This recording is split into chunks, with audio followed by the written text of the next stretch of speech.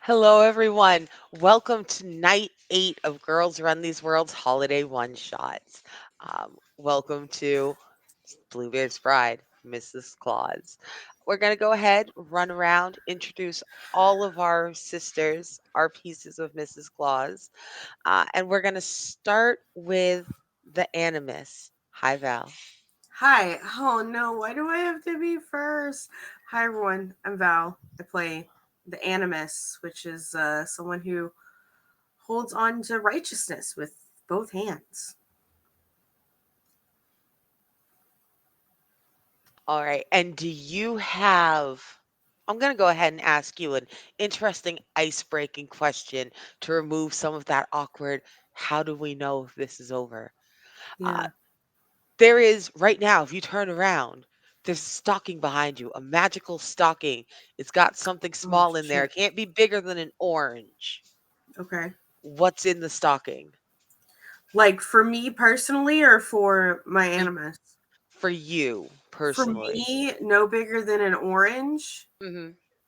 I can't say that on stream.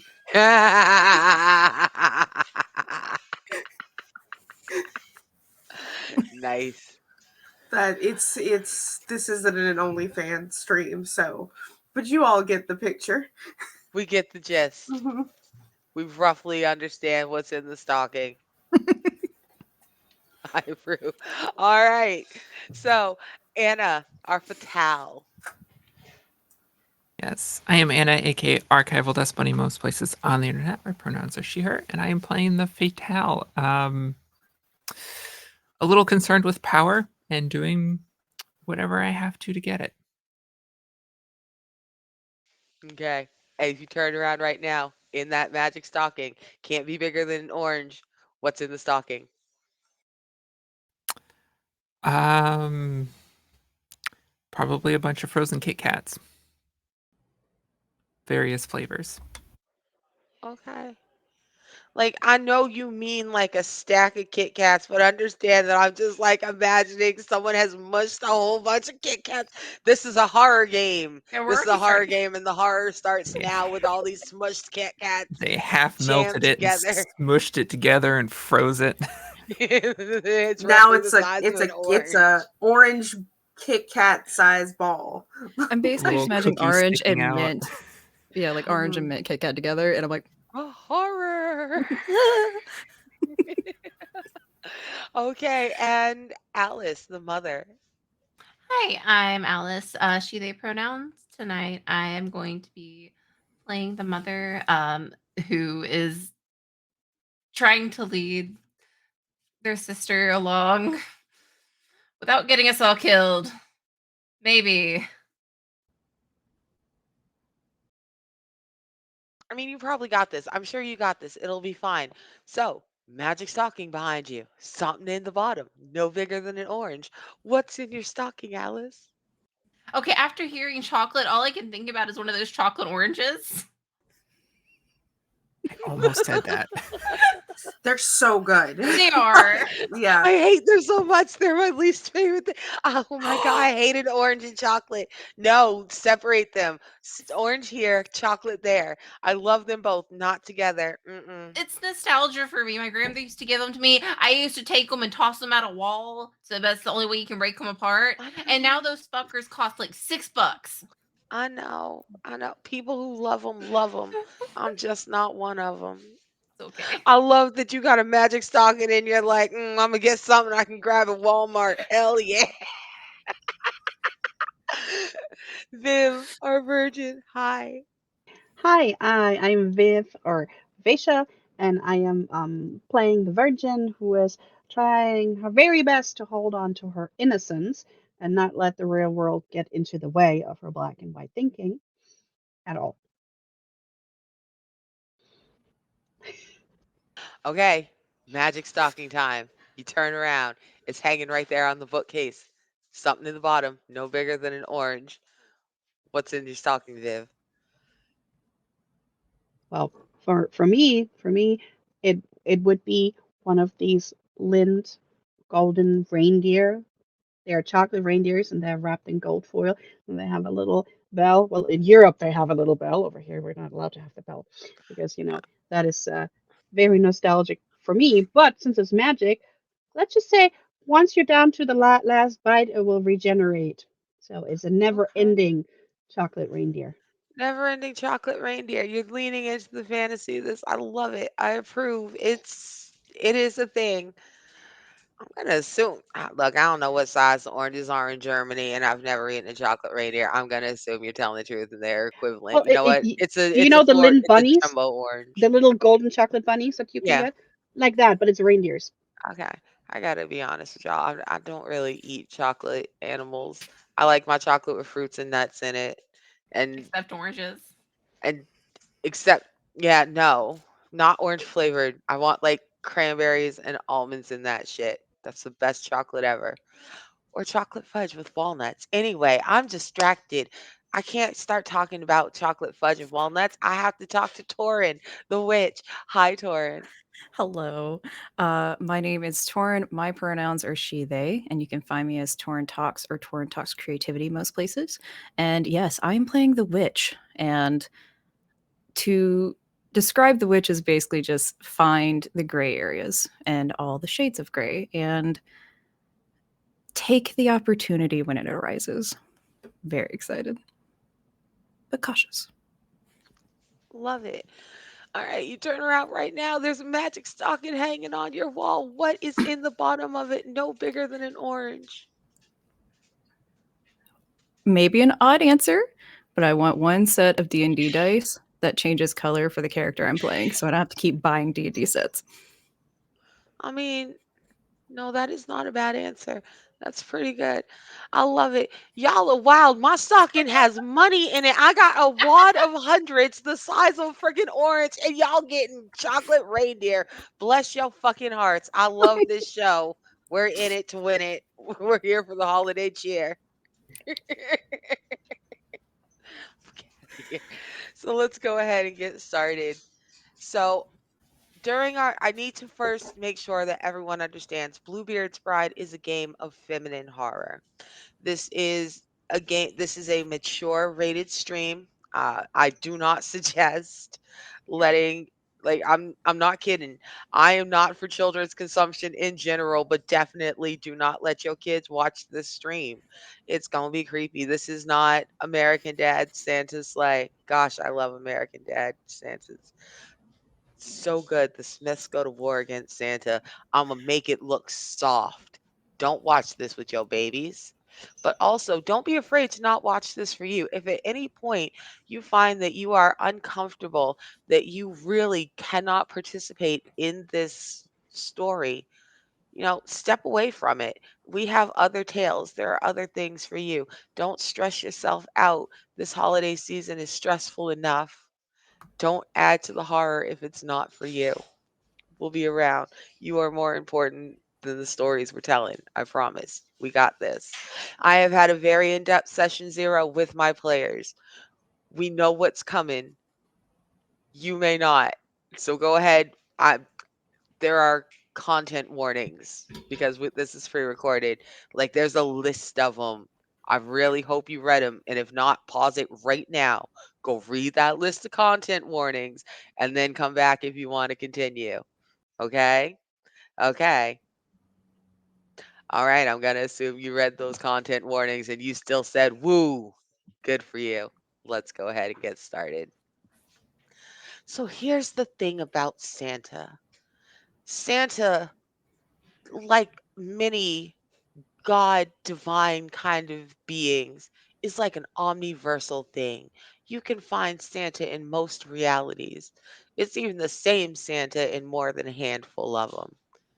Now, this is not quite our reality where we are, but it's not too many steps to the left either. And in it, we meet our bride. Not quite in our time period, not in a time period that really fully aligns with any of ours, but close enough that I'm pretty sure you'll understand everything that's happening as we zoom in on her. She's sleeping. She is nestled in a gigantic, spacious room. It's just crystalline white, packed snow. It shimmers. like quartz and mica. There is a bed she's in. It's easily big enough to hold like 4 people her size. I kid you not, this bed's like 10 feet wide. It's like 12 feet. It makes a California king look small. And you are underneath the most beautiful blanket. It it looks like your blanket from home, but it's not. Where your blanket from home is homespun, this is a silk and wool brocade. Where yours has batten hanging out the edges, this is trimmed with the softest, whitest fur. You come awake slowly, and as you do, why don't you go ahead and tell us a little bit about your Mrs. Claus? Tell us a little bit about the woman who's waking up. Let's start with the animus. Animus, can you tell us a little bit about your hands? The animus's hands, the bride's hands, they're hands of someone who hasn't had a soft life. In fact, they're the hands of a warrior. They're the hands of someone who has had an axe in one hand and a shield in the other, or sometimes tossing the shield to the side and gripping that axe with both. There are calluses in the palms where one would grip the wooden hilt. Um, Her nails are kept very short for various reasons, but mostly because who wants a broken nail when you're out, fighting trolls or whatnot? Indeed, like for real. I'm not going to say that people die because their nail broke off down in the pink meat when they were swinging on a troll, but that would probably be how I died. I Fair. I'm soft Mhm. in all the wrong ways. Break my nail down the quick, and all of a sudden troll got me because I'm like, I drop my hammer. Yeah. So let's go ahead and ask you just a couple more questions. We're going to go in order around instead of jumping through our sisters. Hmm. So, your hands, those callous, strong hands, what weakness is given away when others hold them? Their weakness is, what did I write down? um, they don't like to be vulnerable. There is, um, it isn't likely that the palms are open. They're, even when she is standing still or not clasping onto the hand of someone else, you see her palms not necessarily like clenched in a fist, but if they're not wrapped around some sort of tool or weapon, they are usually closed because um, having her hands exposed and open is a sign of vulnerability for her. All right. Thank you so much. Now we're going to jump around a little bit. The Fatal. What is Mrs. Claus's mouth like?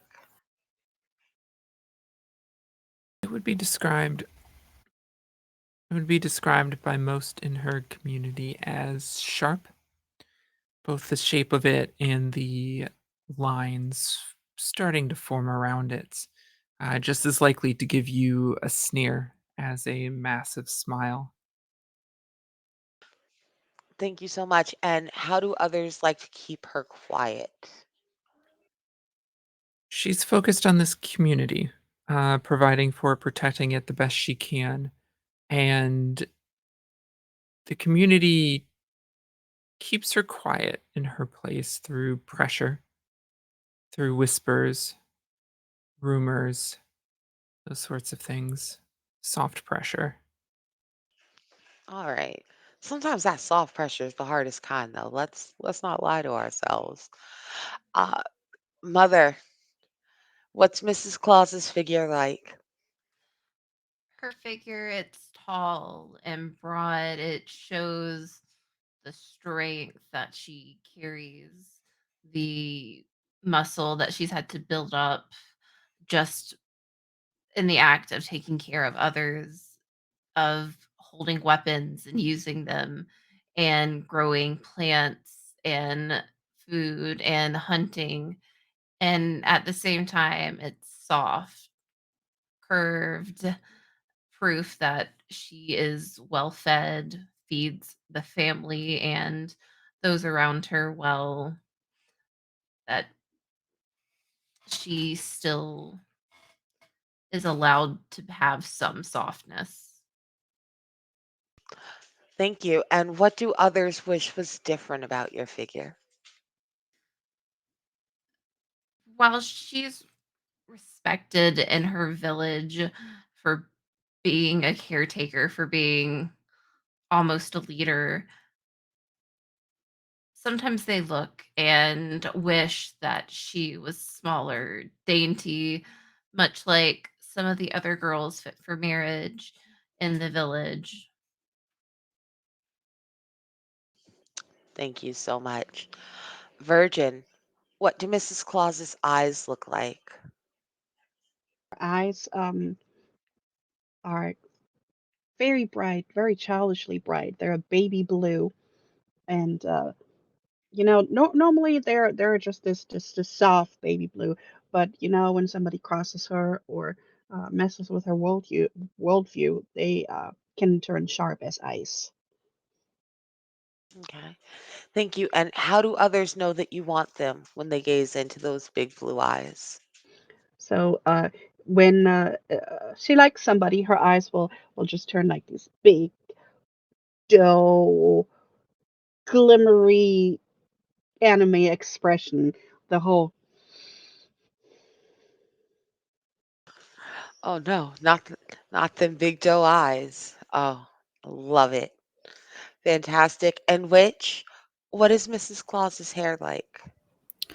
Her hair is coppery red, it's longer, and it's a bit unruly. Yeah, just like that, and some waves to it, and frames her well. But it's always form and function. So it's feminine still, but half up so she doesn't, get in the way when she's doing what she needs to do.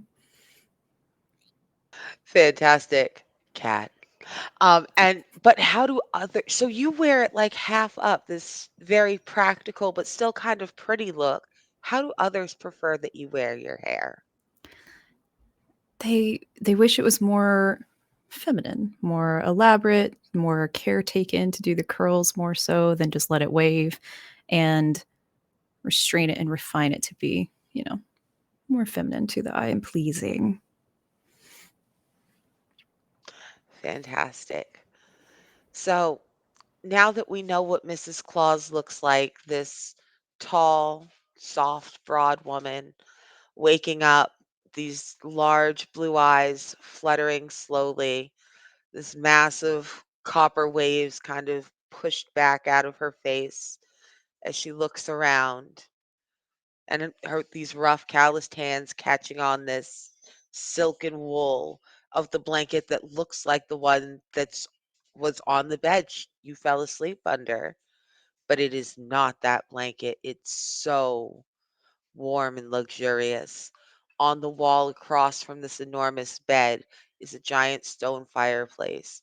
There's a Yule log so large it would have taken at least three of the biggest dudes from your village with your help to drag it back to town. And it's just burning away. It's wrapped in the exact same garland that you decorated the front of your house with, the yarrow and the lavender. You can smell it. It's so fresh and heady. Overhead, the ceiling. You're not entirely sure if it's the ceiling or the sky. It's too warm in here. It can't be the sky, but you can see the auroras closer than they've ever been. A wave of colors like you've never seen, so close, just dancing, moving across this ceiling, the sky, that you still can't tell. Now, next to you in this bed, there are so many pillows, soft, fragrant, just the most luxurious pillows you have ever rested your head on. And there's a note pinned to them. Um, would any of you like to take a look at that note?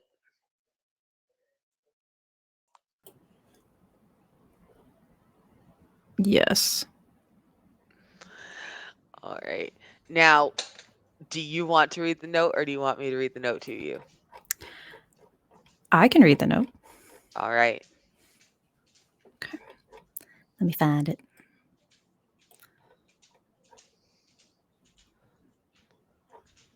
Sorry, it's taking a quick second to scroll for me. It's okay. It does that. It is a big file. It's like pretty high. It's like page 3 or 4. It's exactly what I was about to ask. Thank you. I had to find it too. Here it is. Thank you. You decorated your tree. You put out your lights and baubles. You hung your stocking. Even though there are no children in the house, you chose to do the ritual to summon Santa. You are the one who volunteered. I merely chose. I chose well. I remember you as a child. The care you took in arranging things just so. The sweetness of your smile in your sleep as you heard the bells of my sleigh. The way you always left the perfect snack. I was pleased to see you on my list. You never even stirred as I slipped you into my sack. You are so beautiful when you sleep, Mrs. Claus. By the time you are reading this, I will have already begun chasing the most magical night of the year across the globe. And when I return, on the first rays of dawn, I will answer your every question and grant your every Christmas wish. The entire winter's palace and every creature in it, large and small, are yours to command. Every room and treasure yours to explore. Save my office. You must not enter my office where the naughty and nice list is, not for any reason. I wish you a Merry Christmas, Mrs. Claus. Your beloved husband, Santa. All right, sisters. So, this is not the bed you went to sleep in. This may be a very strange and very vivid dream, but what is most certainly true is that whether you're dreaming or awake, you absolutely find yourself in an enormous palace. It's chill, but not too cold. You're in a fine, like, it's very warm and it's flattering. It's not revealing. Um, but it's this very fine, snowy white, very silky gown. It's patterned in snowflakes. It has big furry sleeves. It has a matching robe right next to it, draped on a chair that you're not sure you noticed when you first woke up, but it's there now, right within arm's reach. There are matching white furry slippers. How do you feel? What do you do?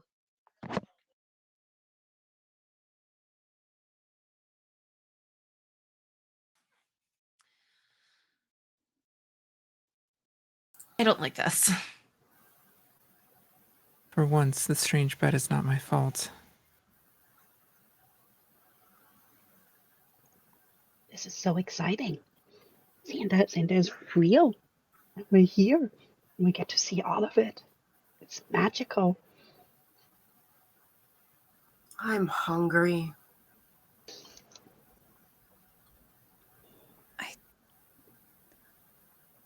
I'm honestly just a little confused. I don't know if this is.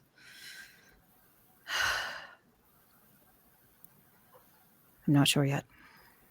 We don't need to be eating anything or playing with anything because this screams of being just away with the fae. And if not, we were captured out of our beds and carried through a village where no one stopped to save us, which speaks a lot worse of what might be left at home.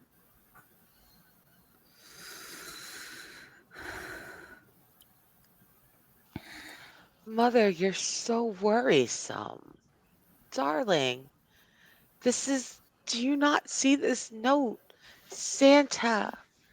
And he says that, yeah, okay, there's a lot of questions and you have valid questions, but Santa did say that whatever questions you have, he will answer. For example, what fucking ritual?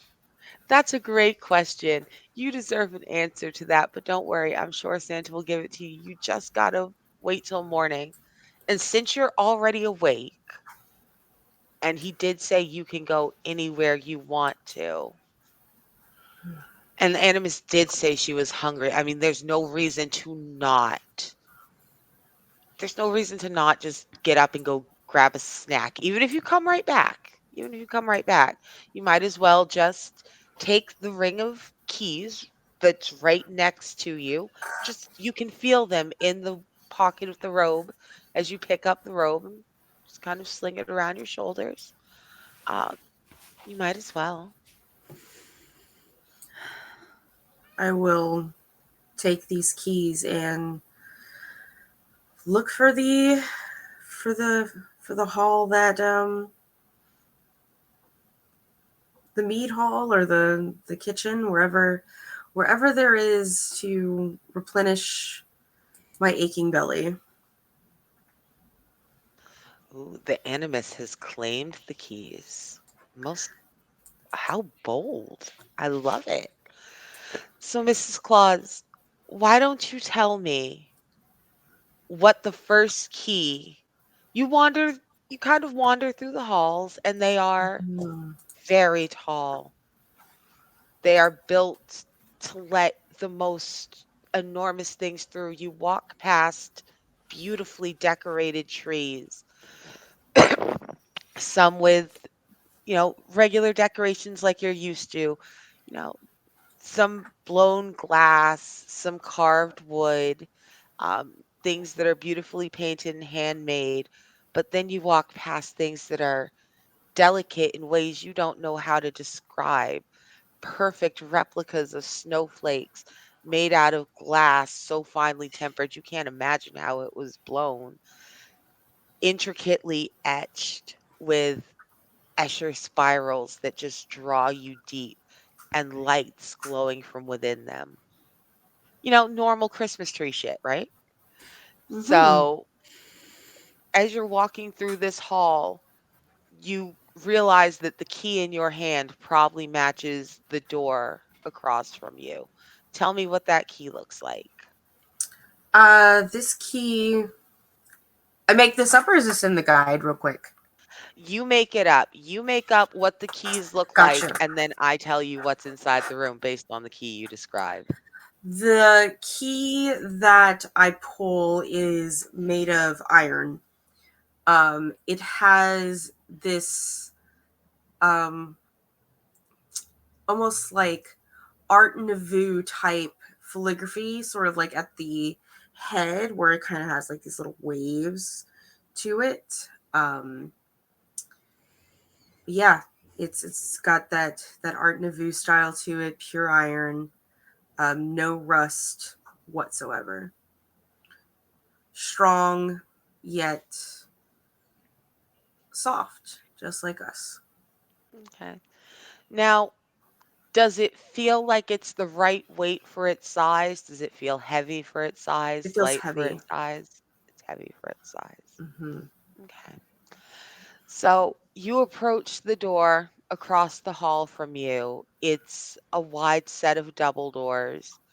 They remind you of the doors on the community hall. They are thick, hand planed rowan. They are age colored, a little bit of smoke around the corners. They are banded with the same dark iron as the key in your hand, but they're also beautifully decorated. There's holly and there's winter berries. There's mistletoe and ivy decorated in and out across, woven into wreaths on both the doors. You put the key in, and it's just the slightest bit of pushback against you before it clicks, and the double doors swing open ahead of you. You step into the room. Now, the good news is that you have found one of the kitchens in the Winter Palace. Excellent. Excellent. There are things scurrying around. They are, at first, they kind of look like children in aprons with ridiculously large bows. They're not much bigger than toddlers, but when they turn around, they have an ugly, pinched old face with very large eyes that just not a thought's behind them. If there was half a thought, it was mean, but they lost it. And they're just running around in aprons. They're dirty. They're covered in flour. They're sticky with jam. They've got hats sitting on crooked.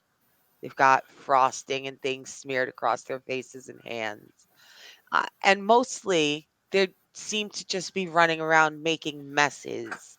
There are lines and rows of tables all across this enormous kitchen, and there are cookies on sheets. Some of them haven't been cooked yet. Some of them have been cooked and not decorated. Some of them have been decorated, and you see little fingerprints in all of them. Um, on the other side of the kitchen, there are very, very large creatures. You are a tall woman, Mrs. Claus. They are well over twice your size. They are significantly wider.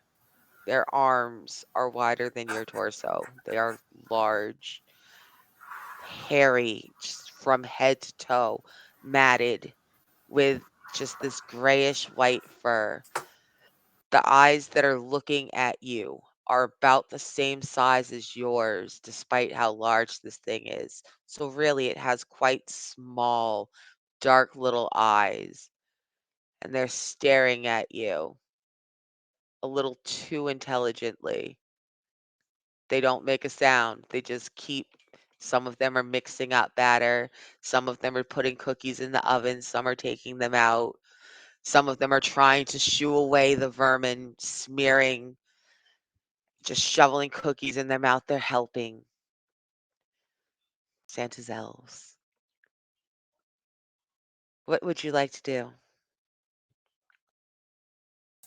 So there are these smaller elves and these larger elves? Well, I wouldn't call them elves. The small things you would call elves if you were Mm-hmm. really unkindly disposed towards the fair folk. These Mm-hmm. are ugly, twisted little creatures. Like these are if someone tried nothing here is quite correct. These giant Mm-hmm. things are almost like if something tried to describe a man but had never seen one before. Mm-hmm. These elf things are like if someone had tried to describe a brownie, the fair folk of your own place, but had Mm-hmm. never seen one before. So I think I'm gonna walk over to one of the tables that has the baked cookies, like the already made ones, and I'm gonna lock eyes with one of these larger creatures since they seem to be staring at me anyway. I'm just gonna keep looking, and I'm gonna reach over and I'm gonna grab a cookie from the pan without taking my eyes off of this beast, and I'm going to eat the cookie. Okay. So, what I'm going to ask you to do is let's take a look. You're definitely Mm-hmm. making a move. Let's see what kind Oh of yeah, move you are making, Animus. Now, just a fuck around and find out kind of move is what's happening. it sure as Like, shit is. Um, but let's see if this mm-hmm. counts as a maiden move or a ring move. Mm-hmm. So let's talk about this cookie for a minute, and then you can tell me whether you think this is a maiden move or a ring move. So the cookie is warm in your hand. It's a Mm-hmm. it's a beautiful little gingerbread cookie. It is exquisitely made, and just it has It's been decorated, but it hasn't been touched by their grubby little hands. Mm-hmm. It is a beautiful young woman. She doesn't look like you. She Mm-hmm. has her hair in a series of complicated, like honey gold braids. She's wearing a red dress. She's dressed in a very traditional Mrs. Claus kind of way. It's a long red dress. It's all the fur trim with the ermine and the little black spots. She has a muff. It's finely detailed little sugar pearls, disco dust and shit. It's beautiful. She looks Mm-hmm. so pretty. There is, as you bite into it, as you get it up, you have a whiff of that wonderful, delicious gingerbread, and you bite it, and there's something not quite right about the taste of it. It's like it's gingerbready. It's so good, Yeah. but then there's a filling or there's something in there, and it's like strawberries and pennies. Spit that out, Animus. Yep, spit it out. Something we don't know where this stuff came from. We're already making a huge mistake being here more than we need to be. Get that out of our mouths. I mean, to be fair, it could be lingonberry. Y'all have never had a lingonberry in your life. That could be lingonberry jam. Maybe it just tastes like strawberries and pennies. You don't know. We Please be also more don't know what Y'all careful. these just gonna be rude. creatures are capable of. Maybe Before politely I spit it out where they can't before I see. spit it out or swallow, can I take stock? You sure can. Okay. Okay. What do I roll for that? So when it comes to taking stock, what you're Mm-hmm. going to do is you are going to roll. Do do do. Is that where I put my bookmark there and everything, and then I didn't even look at my bookmark. So you roll. Why is it not telling me I don't either? think you roll for maiden moves. Yeah, no, you don't have to. You just ask Okay. one. I'm gonna ask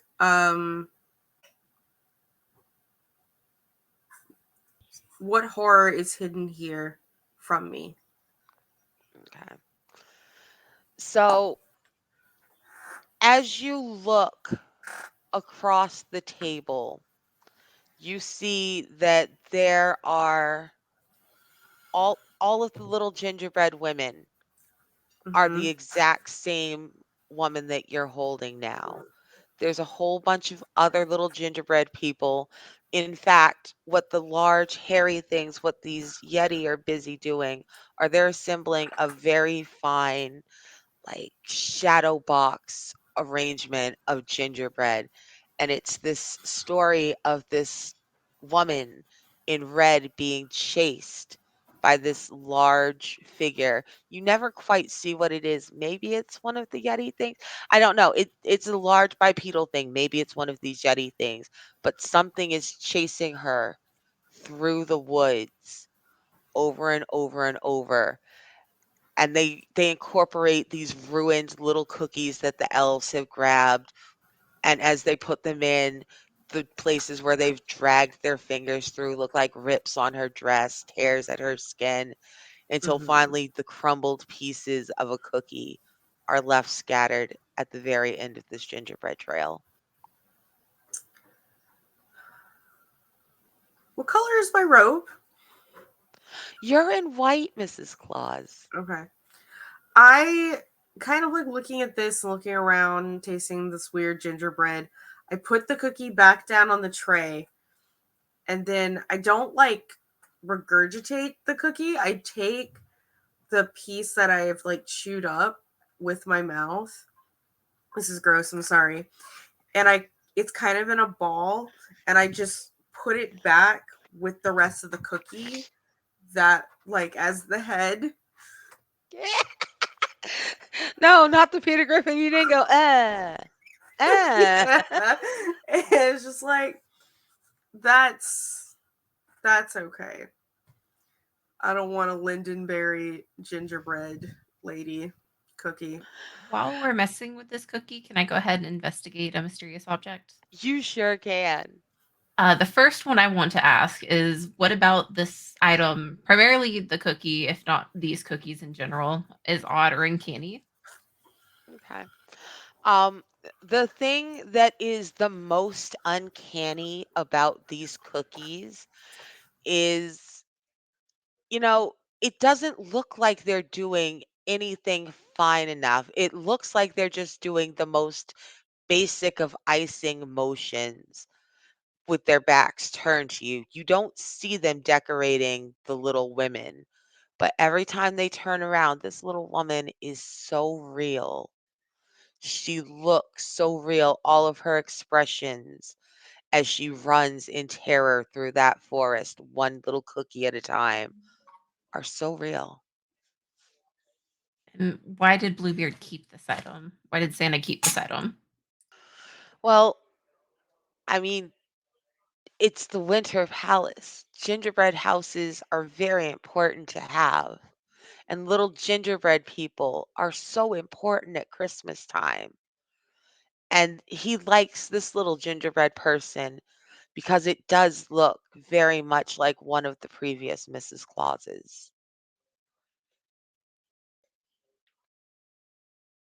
So that's why they all look like that.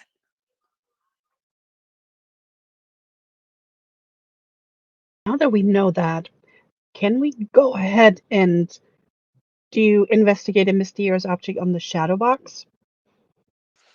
Yeah, you can investigate more objects. All right. Would that put us in danger? What a great question. I'm just No, that was the asking. whole sentence. What a great question.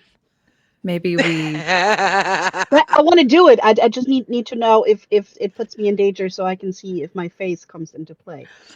I mean, possibly. Let's find out together. All right. Okay. So you do have to get fairly close. You're over here at the assembly line part of the table is where you stopped and took a cookie. But this is further down. You have to really kind of walk through a bunch of these little elves who are just gathered staring up at this thing, kind of slack-jawed, just like dogs who know you're going to drop a meatball. They just know they just know at some point the Yeti are going to look away. And when they do, they intend to tear into this thing viciously. But the Yetis haven't looked away yet. So you get in amongst all these hungry, mean little tiny elf things. And the Yeti are still looking. They're looking at you. They're looking at the elves. They're looking at the assemblage, the story that they've made of gingerbread. What do you want to investigate? What do you want to do? Because she would be fascinated with something that tells a story, and she would love to investigate it and see if she could figure out like who's chasing her. Because we can only see shadows, and she would be trying to figure out how does this work? What is chasing this woman? That's a great question. So, Mrs. Claus, you get closer, you lean in, and you're kind of looking. No matter what angle you look at, it's just a flat 2D gingerbread cookie, just like the little Mrs. Claus. But no matter how close you get, it feels like you can only get so close to it, as if it's pulling away from you. This very large figure is just painted a void absorbing black. It's drawing you in. You can't tell. They've painted it in silhouette.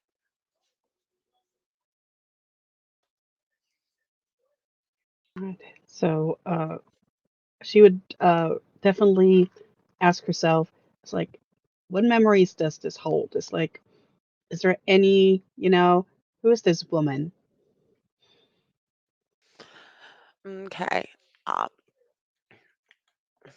yeah, I definitely hit the wrong button. Good for me. So, as far as who is this woman, it is easy to tell. It is visibly easy to tell that This is some variant of Mrs. Claus. You know the Santa story. It may be slightly different than the Santa story from our realm, but it's close enough. You know that he rides out on Christmas Eve, whatever day Christmas is in your world. You know that he travels around the entire world. He brings presents to the deserving, to the nice, and he brings something, retribution sometimes, coal sometimes, just no presents. It depends on whose house you're in, where you're from, what town. But everybody knows he separates the good from the bad and he rewards the good. Um, and I mean, I don't know. Maybe this was a naughty Mrs. Claus. He certainly seems to remember her fondly, fondly enough that they decorate little Christmas cookies to look like her. But also in the kitchen where Santa can't see, they make little gingerbread images of her running away, chased by something into the woods, and obviously never coming home again if you look at the pile, which now has one less piece and a very sticky little sharp-fingered elf standing next to you. She would Um, definitely questioned, as a second question, as like who this object belongs to. Is this Santa's or does that belong to the Yetis? It's a little confusing to her. What a great question. That is a little confusing. Who does it belong to? Is it Santa's? Did he order this made? Like, obviously, he wants gingerbread houses made, but does that necessarily mean that he ordered this? Maybe they're just spiteful. Maybe they didn't like that Mrs. Claus. I can't tell you. I don't know, Shug. I guess y'all will have to figure that out. Animus, you're the one holding the key ring. You're the one who still kind of tastes that maybe lingonberry, maybe strawberries and pennies on the back of your teeth. How are you feeling looking at all these little Mrs. Clauses? Wha- Animus feels still hungry. However, there's a part of her that's like, pennies, copper. I want to find the ingredients to these cookies all of a sudden. Because the only other thing that tastes like this, and it's something that I've tasted before, my own, when you're punched in the face, when you bite your tongue, you bite somebody's ear off in the midst of battle. It's just, copper is, it's blood. Okay. are the Yetis still staring at us, by the way? I'm still locking eyes with the Yeti. They are. They have not, most of them have at this point stopped staring at the elves and are looking at you. That does, however, mean that there's really kind of a seething push as they all start crowding around you, trying to snatch things off the table. Can we care, or could I do a meta move to care for someone before we start being suspicious of the Yetis? Yeah, what you want to do? Maybe. Um, I was going to try to compliment them. They obviously seem very suspicious of us and big giant Yetis doing little tiny, like very realistic faces. And Yes, just, you please, captured them well.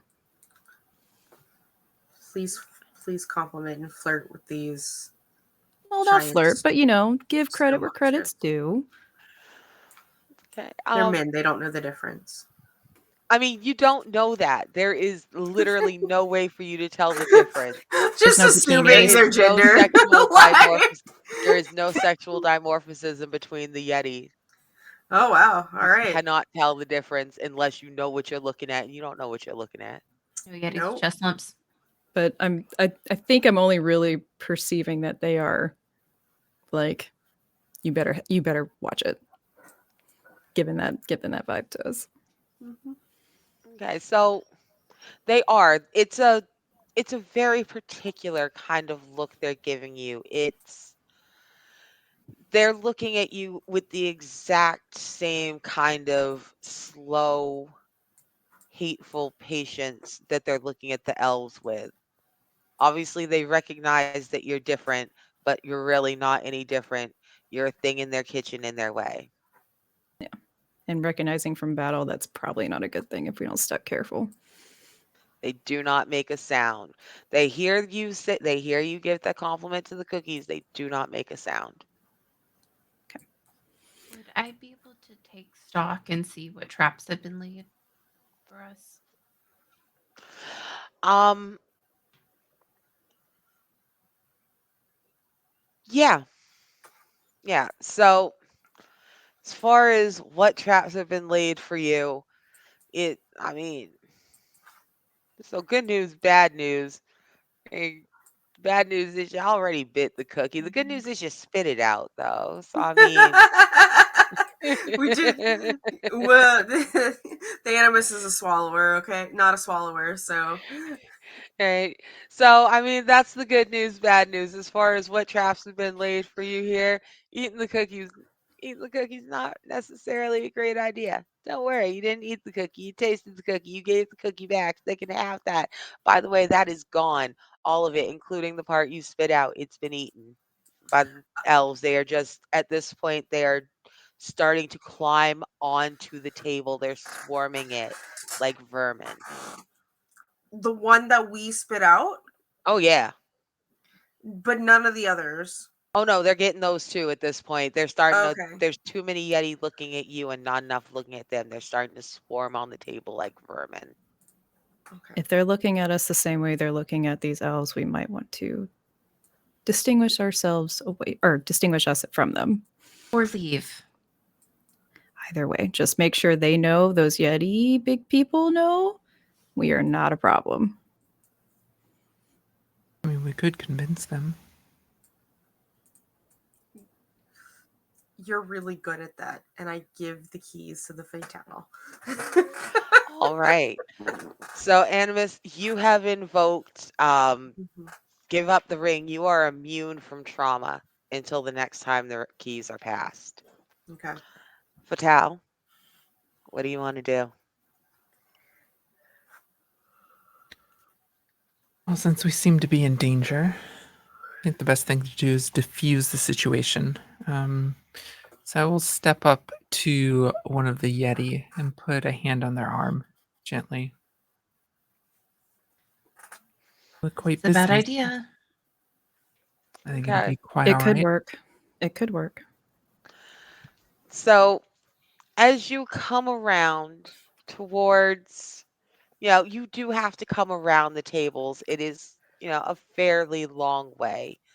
You go around the long way because the elves are kind of thick on the other side, and you come up close to one of them and you reach over and you touch it on its arm. Now, its forearm is as big as your thigh. Like, this is a big thing. And it looms twice as tall as you are over you. It looks down and it looks at you and it still does not make a sound. But behind you, one of the elves, its hands all sticky and slobbery with really, really red frosting, is reaching for your snow white robe. And it reaches over you and grabs it, just picks it up and crushes it. Just one handed, doesn't make sound, and throws it into the oven.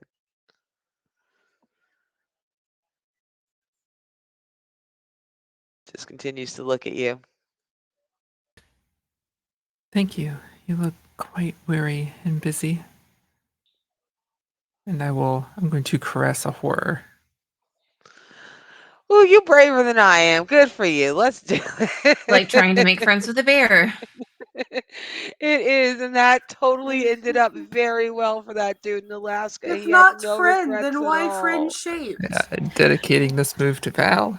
Not even I was once. like, there's no like advantage mechanic here, right? Okay, Just now want to double check. If not friend, why friend when you shaped? caress a horror, you're gonna roll plus blood.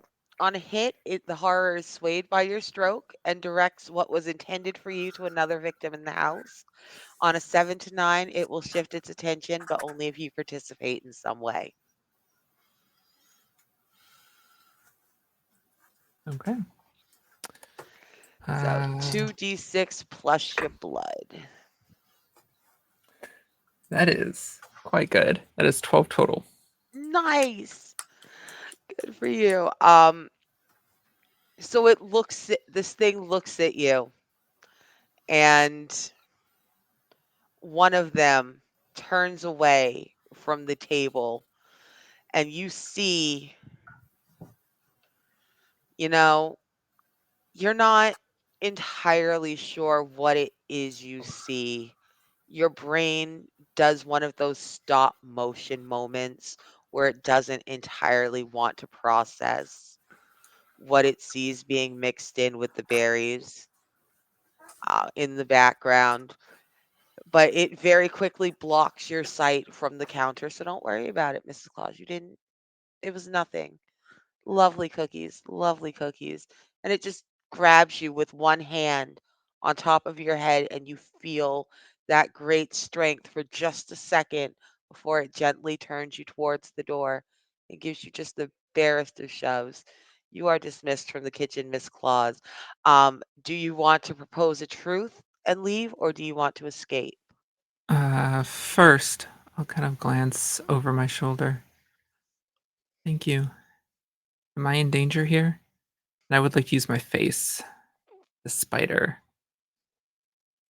Since I've convinced them with my feminine wiles to tell me a secret about either the house or Bluebeard or Santa, I guess. Okay. So something moves, a large, fleshy colored thing. The hair shifts away from the neck, and it's about 6 inches tall, and it's a little bit bigger than 6 inches wide. It's really kind of ball shaped. Doesn't have arms so much as long, spindly, extra jointed fingers coming directly from the shoulders. It has the same where little feet should be, and it uses them to grip down the Yeti's hair. This thing scurries down this Yeti's enormous body and climbs up the table closest to you. It is the entirety of it. You don't have to touch it to tell that it's sticky, like a different kind of sticky. These big elves were sticky, like, ooh, I've been licking my fingers sticky. This thing is sticky like tar. Like, it's you don't want it touching you. You can see that there are pieces of Yeti fur just clinging to it. And it makes a little whispery hissing sound, but you do understand it. It is your language underneath that as it goes, "Oh, Mrs. Claus, winter is dangerous for anyone who is foolish, but this is Santa's winter palace. Surely Mrs. Claus could never be in danger." Everything in the kitchen starts to laugh.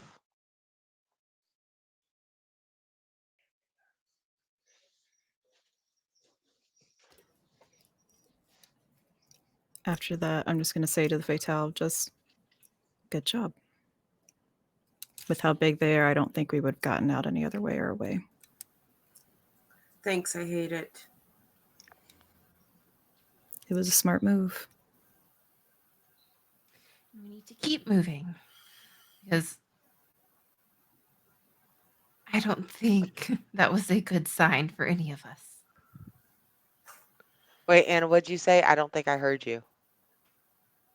Me? No, Anna. I think Anna was Sorry. talking. I Yes, was. I could see your mouth, but I Accidentally didn't hear muted you. myself doing too much production stuff. Yeah, I thought that was a better use of our mouth than the cookie incident earlier. But I will turn towards the door and I would like to propose a truth. All right, and what is the truth you would like to propose? That the cookies here are a twisted memorial to a Mrs. Claus that the servants of the palace are doing. I believe something happened that Santa was involved in. If this were for him, it would be out in the palace where he could see it, not hidden away. Okay. I think this is a token of disloyalty. You suspect Santa? Santa, the holy arbitrator of all that is naughty and nice, of doing a naughtiness. I see you. I I don't understand, but I believe you. Go ahead and you take that cookie. You take that cookie and believe that Santa's naughty with it. And everybody but the animus takes one trauma because that's what you get for not believing in Santa.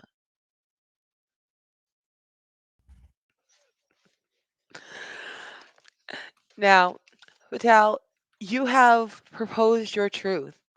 Y'all have left the room. You have this token of disloyalty, this piece of one of the gingerbread women left behind by part of the elves by the elves. It's not an entire gingerbread woman anymore. It's like the top half.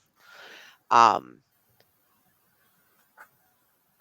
you have the keys in your hand, but you need to give them up to to one of your sisters now. Who would you like to give the keys to? This is a dangerous place where magic is obviously afoot, so I'll give it to the witch. She can lead us best here, I think. Hopefully lead us to a ham or potatoes. Ham or potato sounds fantastic. Uh, I do like so food. I know I got fajitas. So, Witch, why don't you tell me a little bit about the key ring in your hand? You flip through until something just feels right to you. Tell me about that key that feels right. What does it look like? It's a key that's decorated like winter, where plants die, leaves fall off. So there's branches and twigs just intricately woven together around the top of the key. And it's um, shiny, like the snow outside when the light goes off of it. Okay. Now, as you hold this key, you've been wandering through the twisting, turning hallways. There are so many things that dazzle the eye that it's quite easy to get lost and distracted. Um, so it's not really, you don't notice that you've kind of gone away from all that until your head is a little less achy, your eyes a little less dazzled, and you see that you're right on the edge of a solarium. Um, it's there's snow. You can see the snow through the you know, intricate glass dome. It's piled high.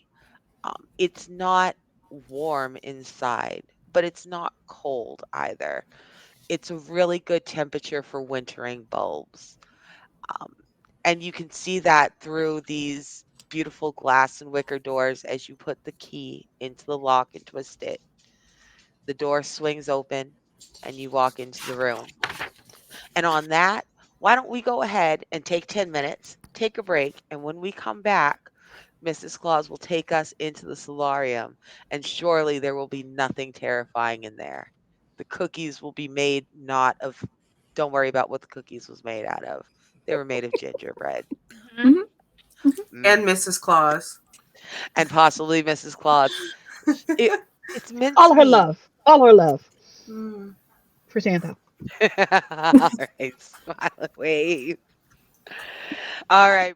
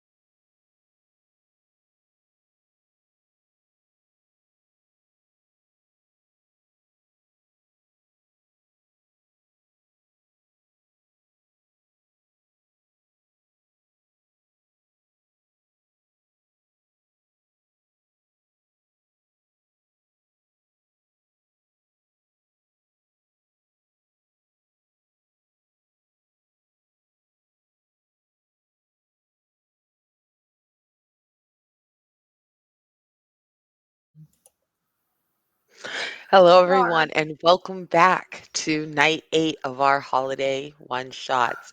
Bluebeard's Bride, Mrs. Claus. We're having a lovely time. We ate a cookie. Like, what can be horrible about eating a cookie? We chewed Wasn't a it? cookie. A cookie was put in a mouth and then removed from a mouth. But the cookie Mhm. made it to the mouth. Nothing scary about that. A cookie being put in a mouth. How holiday-ish. I'm having to cut that real thin, aren't I? Let's go ahead and go back in. The witch has just drawn a key. She has opened the door to the solarium, to this beautiful indoor greenhouse in the center of some far off distant wing of the Winter Palace. It is chill, it is silent. You have stepped into the room, the door closes behind you. Now, this room is fairly large. Um, it's not overly big, it's spacious. There is an enormous pine tree, not too tall. It's probably only like 20 feet tall, small, delicate. It's decorated naturally. It's got lots of mistletoe. It has pine cones with bows. It's got cranberries and oranges and popcorn and all that naturey stuff has this tree bedecked. It Edible has decorations. yeah, edible decorations. You can totally nothing went wrong the last time you randomly ate something you found here. I absolutely encourage you to do that again. Um, so there's a tree in the center of this greenhouse. There are tables all around. They have potting soil. They have things in them. They have little bulbs ready to overwinter, and there are little like wicker figurines, uh, just scattered like decorations throughout the greenhouse. I think when we first get in here, as much as being myself and relishing in what nature can give us and being happy with it, and it's just so beautiful in here. It can get lost in here for hours. The warrior side of us just what's trying to lull us like into a sense of security in here because it's still unknown, right? As beautiful as it is. Um, so I would like to take stock and see what stalks us from the shadows. Okay. So it is a beautiful, peaceful place. It could absolutely lull you. It's so quiet. You can just hear that shush of the snow falling on the glass overhead. There's no scurrying, there's nothing really moving around. There's only those little wicker figurines. Most of them look to be feminine. They've got big wicker skirts, they've got hoops. Uh, one of them has an enormous robe. It has a very deep, like, it is so finely woven. You can see the depth of this enormous cloak that covers most of the face, the top half, but not the bottom. Um, it's a very lifelike statue. Uh, it's near the tree, like it just hung something on it, like super picturesque. Uh, and you can feel it almost feels like you're being observed with the same kind of awe, isn't that cute whimsy that you're observing the greenhouse with.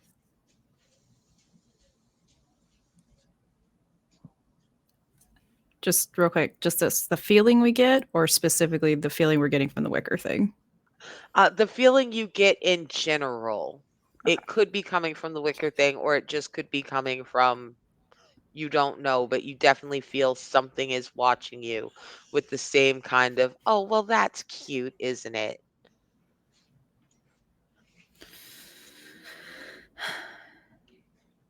Um,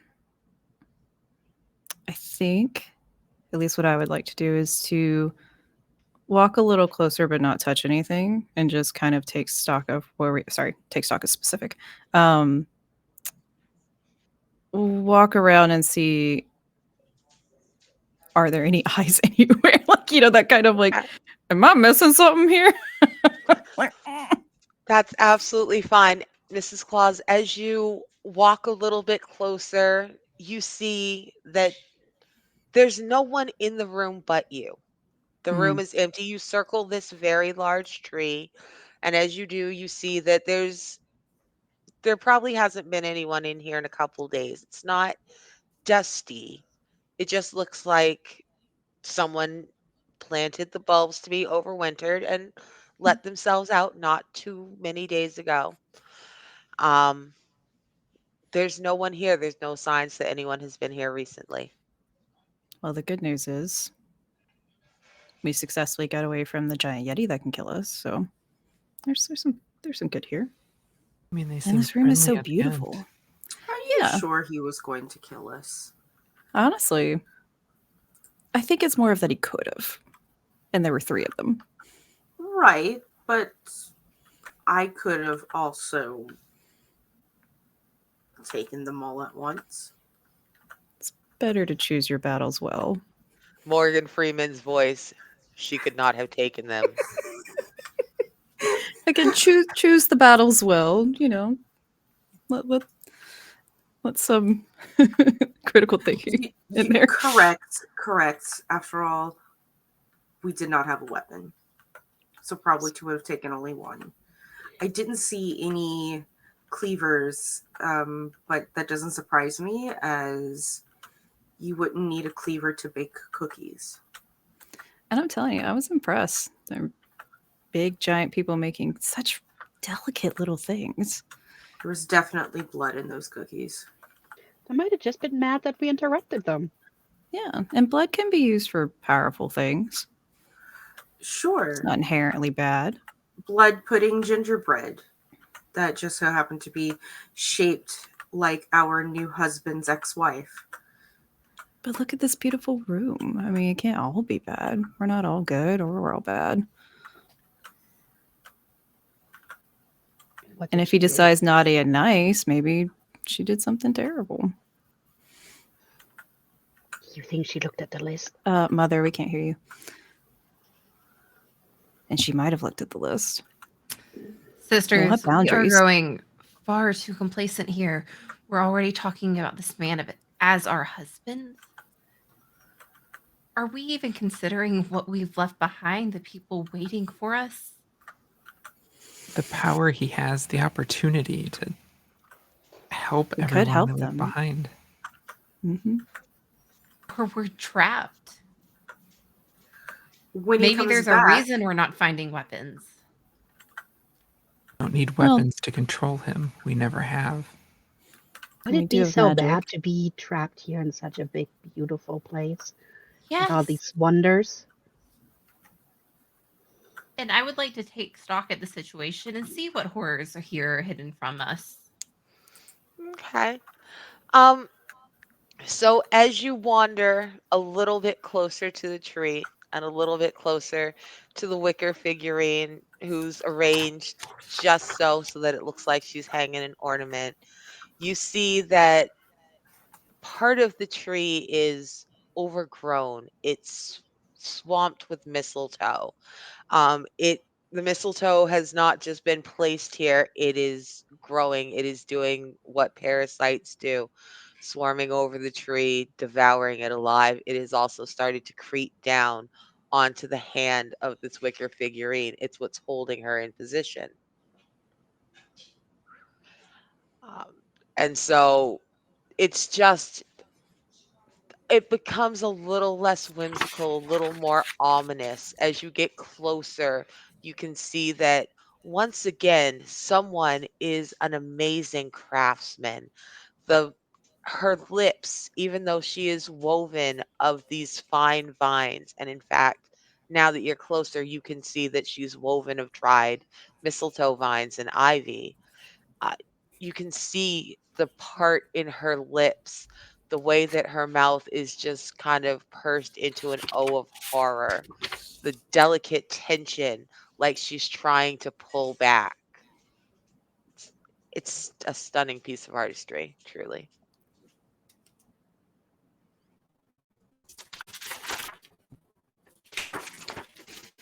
You would think this normal, even magical, that it's okay? Well, what's normal? And I think I'm going to reach my hands out and pretend I have sharpened nails and just prick the edge of two of my fingers and utilize the medium. So I want to commune with the horrors of this room. All right, fantastic. And I take one trauma. All right. So, which you are now at 2 trauma. Yes. Everyone else is at 1 except for the animus who has none. So you're taking a trauma from pricking yourself? Yeah, why don't you read out what your move does? Yeah. Yeah. Oh, yours or mine? Yours. Tell them how the medium works. Yes. So it says spill your blood to commune with the horrors of the room. Mark 1 trauma, and the groundskeeper will share whisperings about what happened here and might ask you a question or two. Answer them. Okay. Okay. I was just wondering if it was going to trigger one of my moves, but you're good. Yeah.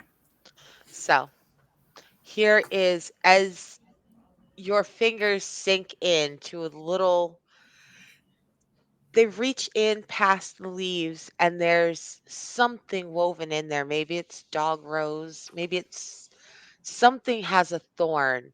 It sinks into the pads of your fingers. The blood wells up, drips, and as it runs down these dried vines, you can see she doesn't look, she looks very different than any woman you've ever seen. Her hair is very short. The clothes she's wearing are of a bizarre weave. They're very strangely sewn. The stitching is so even. They somehow look more rugged and more flimsy than anything you've ever seen before. She's a very modern woman from a world much closer to our own than to yours. And she's standing alone in this greenhouse. She has finished planting the bulbs, getting them ready for winter. She's waiting for Santa to come home. And she's thinking to herself that it's been a while now. Surely the same rules that applied when she first came here don't apply this Christmas. And that she'd just like to, she thinks that maybe she'll meet Santa in his office when he comes home this year. Just, she'll greet him with some cookies or milk. She's thinking very fondly of Santa as the mistletoe reaches out from the tree while she's not looking and begins to wind around her hands.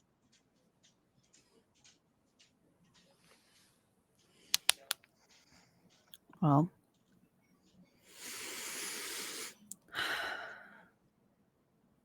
looks like she accepted and liked Santa, but maybe crossed the one boundary he had. That's never good.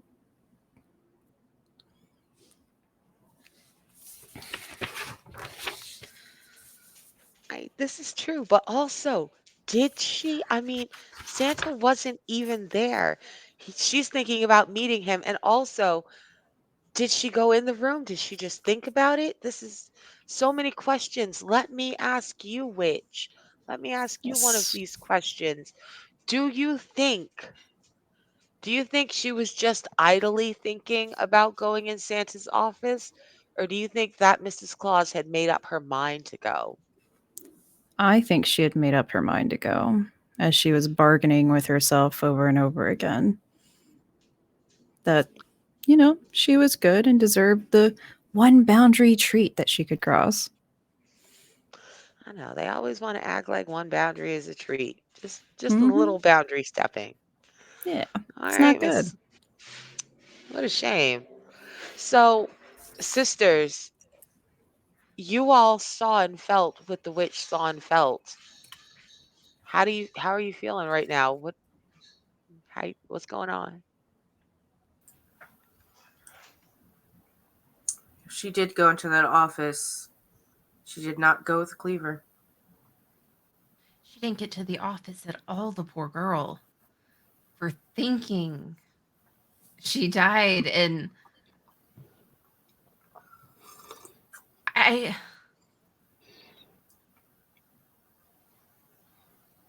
we are on the path to ending up like her. Only if we don't play the game. We play the game and wait, and then we strike when it's our moment. We take control. I don't think this is a situation we can take control in if plants can kill us when we think, let alone act. Oh, shiny, what was on the tree right where she touched it?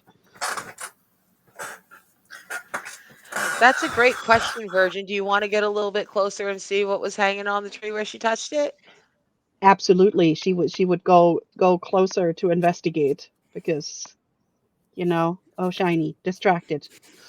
Okay, so while your sisters are talking amongst themselves, really, it seems like Mother's blowing things out of proportion. So you're just doing the right thing, just letting her talk it out, let her have her feelings, and you see this beautiful, like, it's not chunky wood or gingham checks or any of the natural. It's this delicate, like soap bubble of glass. It's got little glass snowflakes suspended inside of it. It's so, gosh, it's pretty. You've never seen anything this delicately made in your life. It's right there. You barely even have to reach up to touch it. Right. So I'm guessing that this will trigger my face because, I've now placed myself in immediate danger. In my face is the moth, which is when I investigate a mysterious object by placing myself in immediate danger. The groundskeeper asks you a question of the list provided, and my answer is true.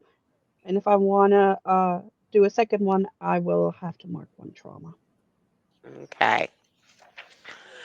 So then let's go ahead and go over to the investigate mysterious object, and I'll ask you the questions this time. Look at how amazing that is. So why don't you tell me what memories does this ornament hold? I am thinking this ornament holds the memories of uh, the woman's childhood Christmas. I'm thinking this is one that was on her tree when she was little, and it holds a lot of happy memories of the Christmases she had as a child. Okay. I can see why she would bring that with her, why she would want to put it on a tree that was so special to her in like this beautiful little greenhouse that Santa made sure was right there for her. It was it's lovely. Um so what do you want to ask another question? Um, Do you want yeah, to be asked another question?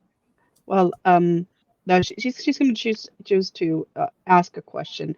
Like, even though it's beautiful and holds these beautiful memories, what about this object is odd or uncanny? Because we know it's might be this tree is dangerous. So even though it's beautiful and oh shiny and happy memories, what's uncanny about it?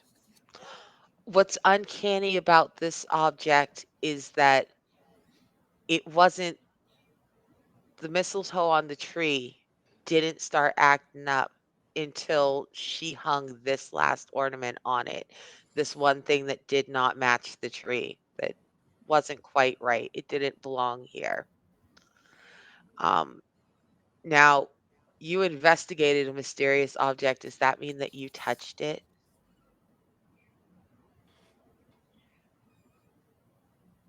I want to say no, but honestly, for the virgin, yeah, she probably touched it.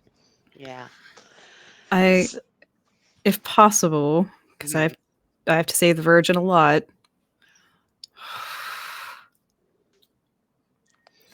Can I caress a horror? If this is a horror. I mean, you Because I can. think the witch would be like, nope, nope. So This is a play out. I'm like, no, I ain't touching that, but the virgin. Yeah, like, no, don't do it. so here's what happens. Virgin, as your fingertips brush this delicate piece of glass, it grows warm and it shatters under your fingertips. It just, like a soap bubble, it pops, but it pops like glass. It cuts across your fingertips, the blood dripping out of your hands hits the mistletoe, and it snaps out from the tree just as fast as it did in the witch's vision. It wraps around your wrist. Now, witch, this is Yes, where you come in. yes. What would you like to do? Want to caress the horror? It's got you. You want to caress it back? She want to whoop the virgin. That's what she want to do. Well, oh god, this is not a good choice mechanically, but I'm going to dirty myself with violence to save us, or try to, and I'm going to try to disable the vine. All right. So what you're going to do is you're going to go ahead and roll 2d6 plus your carnality. On a 10 plus, you will inflict trauma and choose one. You will either disable, silence, or mutilate. On a 7 to 9, you also need to pick whether your vulnerability opens you up to trauma or your carelessness leaves you in a bad spot.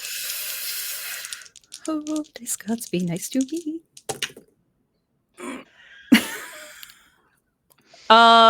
It's less than favorable at a 4. Mm, all right. It's just not good. So which you notice, you feel those thorns, the same hidden ones that pricked your fingers earlier. You try to warn your sisters not to snatch their arm back. But the virgin is just that little bit faster. She touched it, she was startled. She yanks her arm back, and as she does, those thorns bite into your wrist. They start to tear. And as they do, you notice that your skin is taking on a very barkish complexion. Uh, the veins under your hands look like roots, and it starts to travel up your arm. Um, is there? Are we close to the fireplace at all, or are we in a completely different? Uh, well, I mean, the Winter Palace is very, Mhm. very far north. There is a fireplace in just about any spot in the palace. There's a small little iron furnace. It's banked down to coals. It's not burning, but it's not out. Mhm. Is there a hot poker, like a Uh, stoke to stoke the fire with? there is an iron poker over by there. It's probably not hot. It's out and cold, but there is one. You could throw it Mm. in the oven and get it hot. Yeah, I kind of want to like heat it up with our free hand as quickly as possible and see if with the hot iron I can't stop the spread of this bark skin Okay. by any means possible. All right. Here's what I'm going to say. I'm going to say that that is something that could be done as a ring move. You could choose to dirty yourself with violence, but the witch would have to give the Yeah. ring to you. Okay, quick question, mechanically speaking. Hmm. How many ring moves can one do when they have the ring? You can do multiple ring moves. Okay. Since I am going to try, since disabling it to let us go didn't work, I will try one more to do a caress horror. And Okay. use the other hand to try to just, you know, I apologize. I didn't understand. You tried to warn us. Sometimes we're impulsive. Okay. So to caress a horror, you're gonna roll with your blood. So 2d6 plus blood.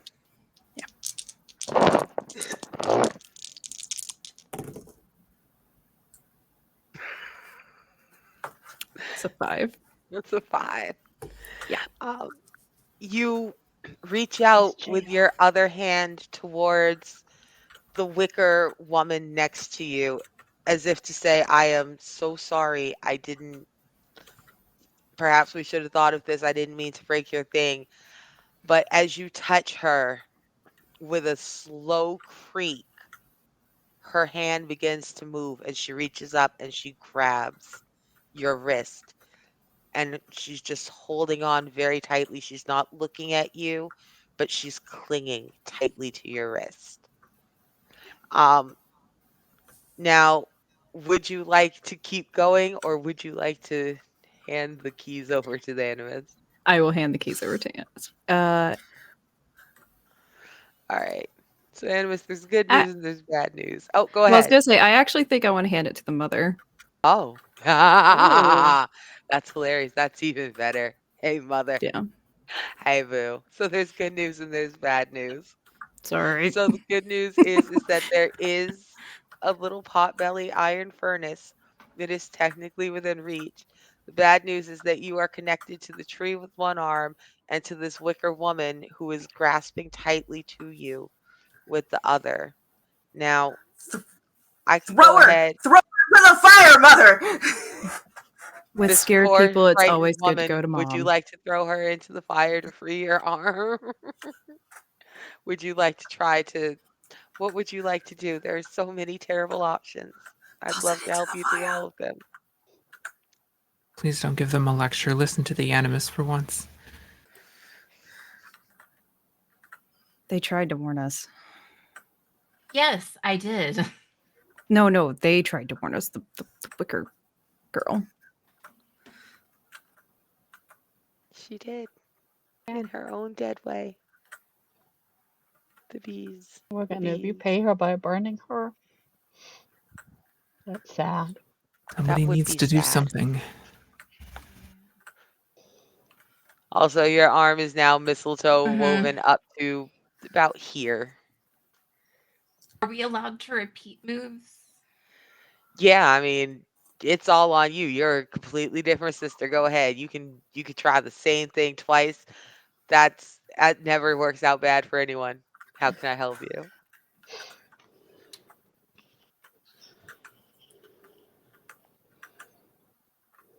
Because I think because this is just another scared girl crying out for help, and there's no reason to sacrifice her to a fire as well. And I want to caress a horror and put potentially kind of just like lead her arm to where the mistletoe is on us. Okay. I'll buy it. I'm here for that. Let's find out how that works. Go ahead and roll plus blood for me. That's a 10. Oh, nice. Good for you. So here's how this is gonna work. Um, your it's right there. You know that that fire is right there, and you can tell that she knows it's there.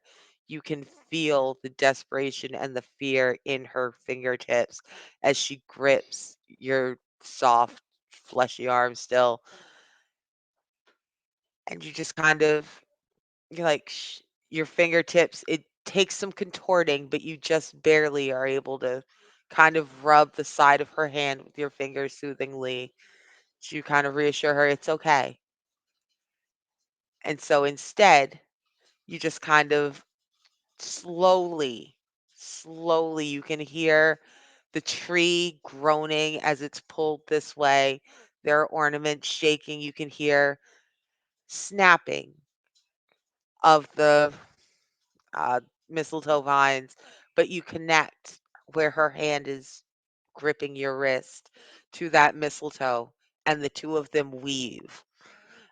It hurts as it unwhat as it unravels from your arm. It leaves you feeling raw.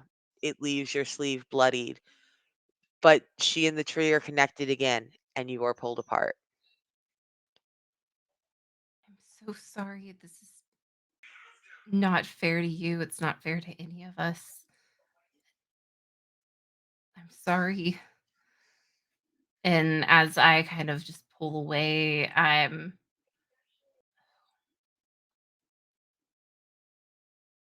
can't believe you girls, we're half bark ourselves now. I think this place is twisting you more than any of you more than you realize. And I'm going to propose a truth. I want us out of here. Okay, and what is the truth you propose, Mother? As I pull off some of like this dying mistletoe from where it's been kind of wrapped around our arm, this is a token of disloyalty. Santa is trying to keep everything just so perfect, and one step out of line, we are going to lose our lives like this young girl has already lost hers. It does not matter how hard we fight against him. If there's a way that these things are able to take us down so quickly, just for hanging an ornament, for thinking a little too fondly in a way that it breaks rules, this is nowhere I want to be.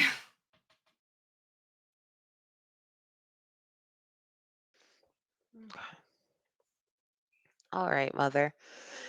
That's, you know what? I'm not even going to tell you that you're not treating Santa fairly, even though, as I pointed out, he wasn't even there. The Christmas tree did it. She did it to herself, but that's fine.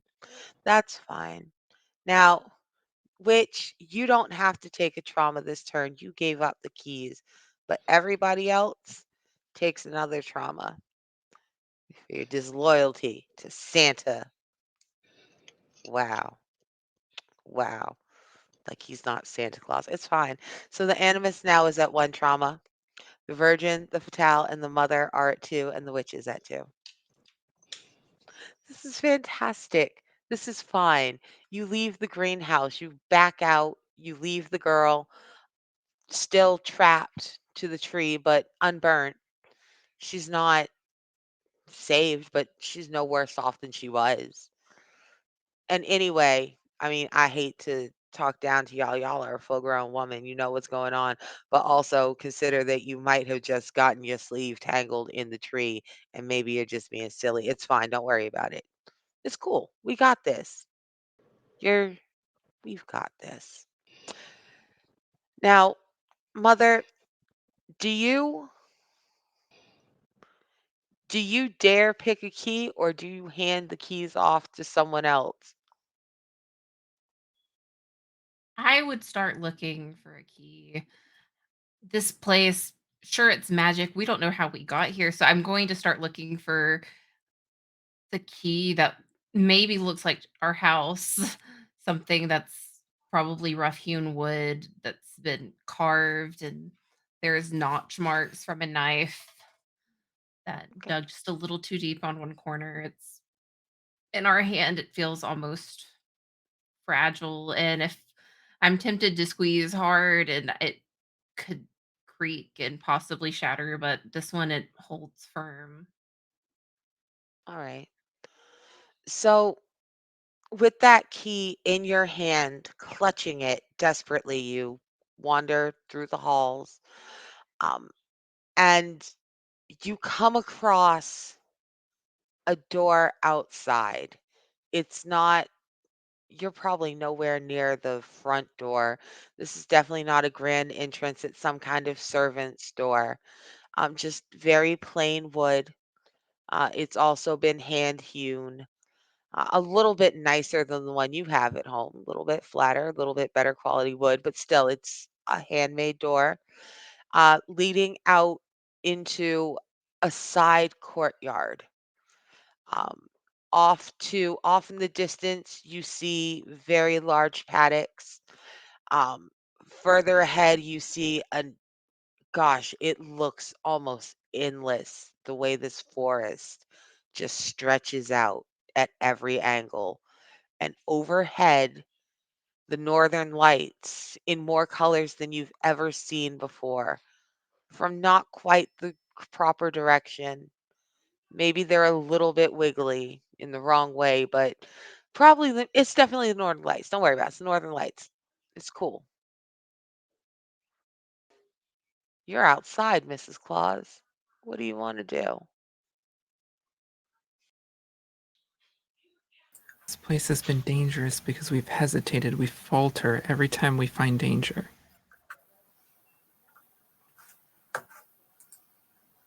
I just want to go home. That is all I want. It's all I've wanted since I've woken up in a strange place, and all of you are taken in by this without considering just how dangerous it is for us. Oh no, I am looking for a way home.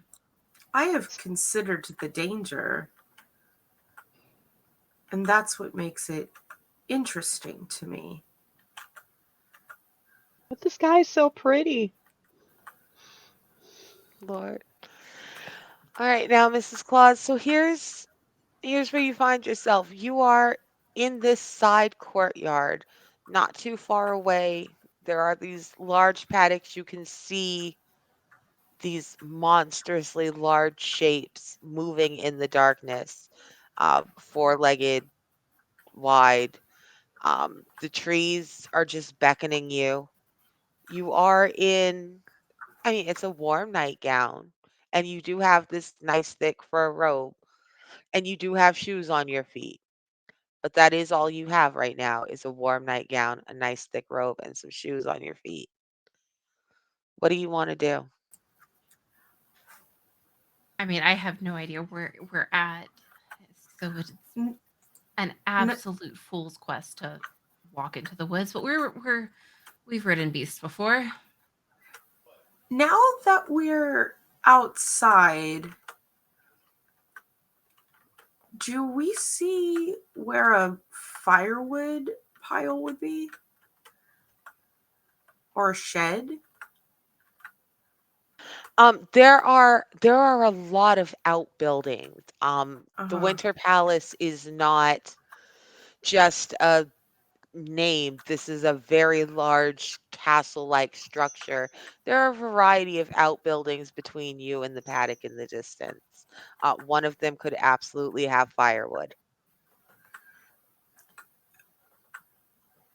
I would like to meander in that direction because where there's firewood, there's an axe. And you know what? We have been here far too long just wandering without an axe. And that is Without not like whether we're afraid or intrigued or in need, that doesn't matter. What matters is that we don't do this without an axe. You're here for this. I love it. So here's the thing, the animus really wants a weapon. She says that y'all will feel much better if you are armed. Mother, how do you feel? Do you feel like you'd feel much better if you were armed, or would you feel much better if you just went inside?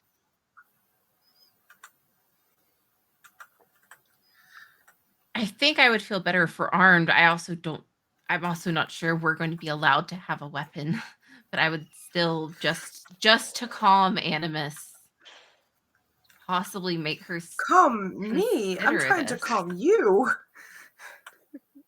I love how I, you're all thinking of each other. Aw. I'm trying to give you assurance, and you know, I don't it's need not a assurance. weapon. I want a way home. It's a tool. Here's the thing. Well, it I'm will show a particular face if we're just carrying around an axe. we have a very big robe. We can hide it. Maybe you could hide it. It might be Could we big get enough it for that. fast enough if we need it? Who knows? Of course I can. Of course you Who can. And So besides, if we do happen to accidentally, I don't know, die here, I would like to die with an axe in my hand. is the way to get to a warrior 7. Dying armed. But, you know, warrior 7s. Who knows how real that is? You are at Santa's house. Maybe it's super real. Maybe you should have an axe in your hand. There is a shed right there on the edge of the paddock. The door is ajar. You could go over and see if you can get in there if there's a weapon, or you can go back in the Winter Palace, Mother. What would you like to do? I'm not confident I want to be back in that place, so I would at least start with searching the shed. Okay. So you leave little footprints in the snow. They are like they look you don't have like ginormous clown feet, but you got some pretty you're not a small woman. You We're have sizable 5'11" at feet, least. right? Like but they look so dainty next to some of the other tracks that are in this pristine snow. Some of them just look long and wide, and at first you can't figure out what is making them until you see the snow people, just snowmen and snow women just kind of making little weird wiggling motions, scooching themselves across the snow, leaving wide paths. Um, they don't, they wave to you. Some of them tip their hats, but nobody says anything. Their smiles are just drawn on with a finger. They don't seem to pay you any mind. You're Mrs. Claus. You can go where you want to go. They don't seem concerned at all as you make your way into this woodshed. Um, so the good news is it's a shed. Bad news is it's not a woodshed. There's stuff in it though. There is there's rope, there's bridles, there are very, very heavy, enormous collars bedecked with sleigh bells. I would not try to lift them if I were you. They weigh several hundred pounds. They are not, even for a woman as strong as you, Mrs. Claus, these are not things to be handled by one woman. A team of Yeti sling these on to Santa's reindeer. Um, if there's no axe, because it's not a woodshed, but there's other stuff in here. If this is, can I look around to see if there's any other tools like a shovel or a hoe? Oh yeah, there are tools. There's a couple different things that you see. Some of them you recognize, some of them you don't. There's at least two very large steel hammers, much larger than you could pick up. Oh, Um, If but there's also a small, a very well, it's not small for you when you pick it up. It's like a 10-pound freaking sledgehammer, but it's nice. very small compared to the others.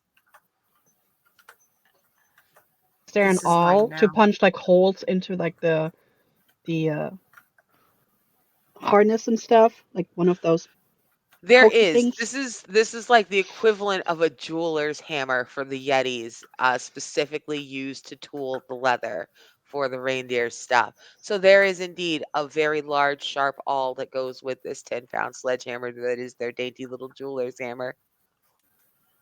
this is a tack room, um, I think what I would probably look for instead is a hoof pick. Hmm. Okay. Because those would, if this is all grown to size of the rest of these tools, that would Right. probably be the most dangerous thing. It would. You look for a hoof pick, but there isn't one because reindeers are more like deer than hooves. So Yeah, they got them little tip cloven toes. feet with the tiny hooves, Mm-hmm. not the kind that you Mm-hmm. got to clear out. What you do see, however, is you do see a very the edge of it. It just looks like it might cut you if you get too close. It is sitting next to a bucket of like, at first you can't tell what it is because they're so large, but it's where they've been trimming the razor sharp edges of these reindeer's hooves down into something that can be managed. They're like, these things are for real. If you put your hand in this bucket of hooves, I'm going to tell you right now, it's going to get cut all to shit. Don't reach in the bucket. Okay. Just remember, I told you not to reach in the bucket. Don't worry about it. How are you feeling? What do you want to do, Mrs. Claus? Well, first I would want to take stock and see what traps have been laid as Okay. I move towards like this tool. Um, as you take stock, what you realize is that there is this section where the hooves are trimmed, where all of these tools that you've wandered towards is not as well lit as the others. It's a little bit dim, and the stool is very close to a stall. The gate is high. You cannot see over it, so you do not know if the stall is occupied.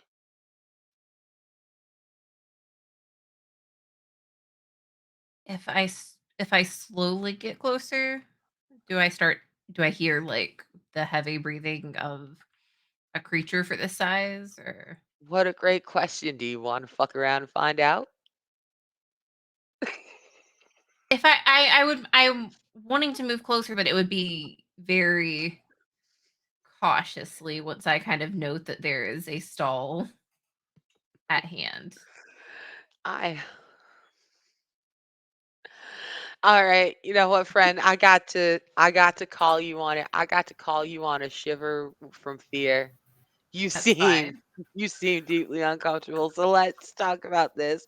When you shiver from fear, the groundskeeper is going to, ask you a couple questions about the thing you are most afraid will happen. And then I'm going to tell you how it's so much worse than that.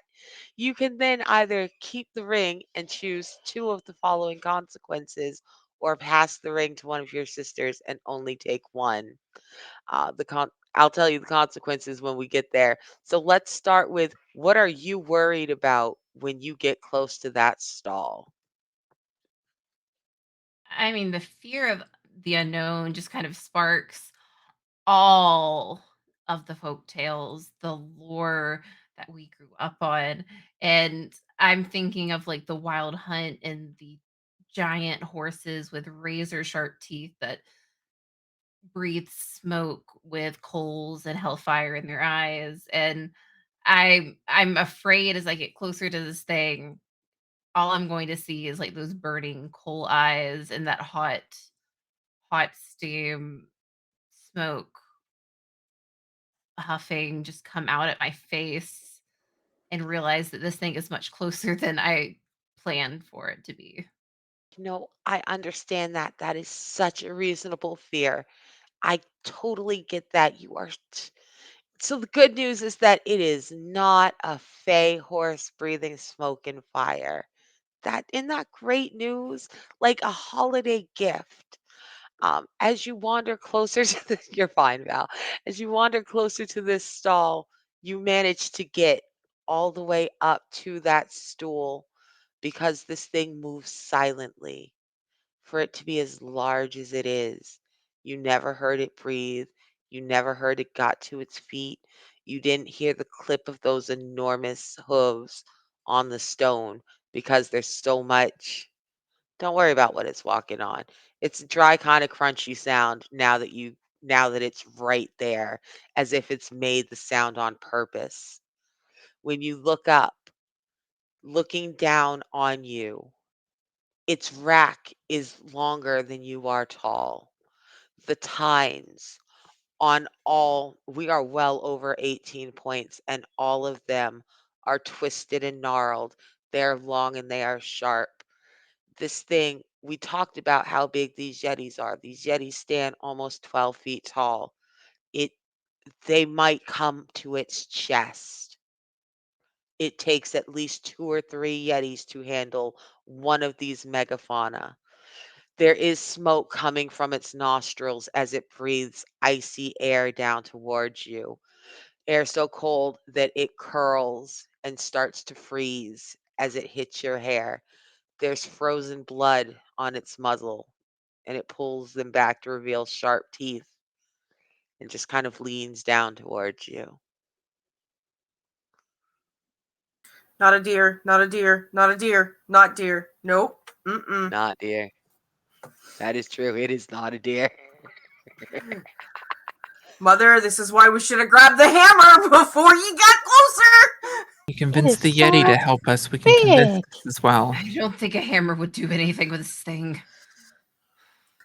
And Just I think I am just kind of like, unlike this deer, frozen in fear, like a much, much smaller deer. And I would pass the key like back towards like the witch who is might not have the best judgment right now, but is going to have more knowledge on these kind of beasts, hopefully. And I am just going to take the one trauma as it speaks to me. Okay. So, what you hear, your sisters don't hear it. They don't hear this sonorous, echoing voice that kind of, it bypasses your ears. It rings in the bones of your skull as it says, "Have you come to join my reindeer games? The culling is soon."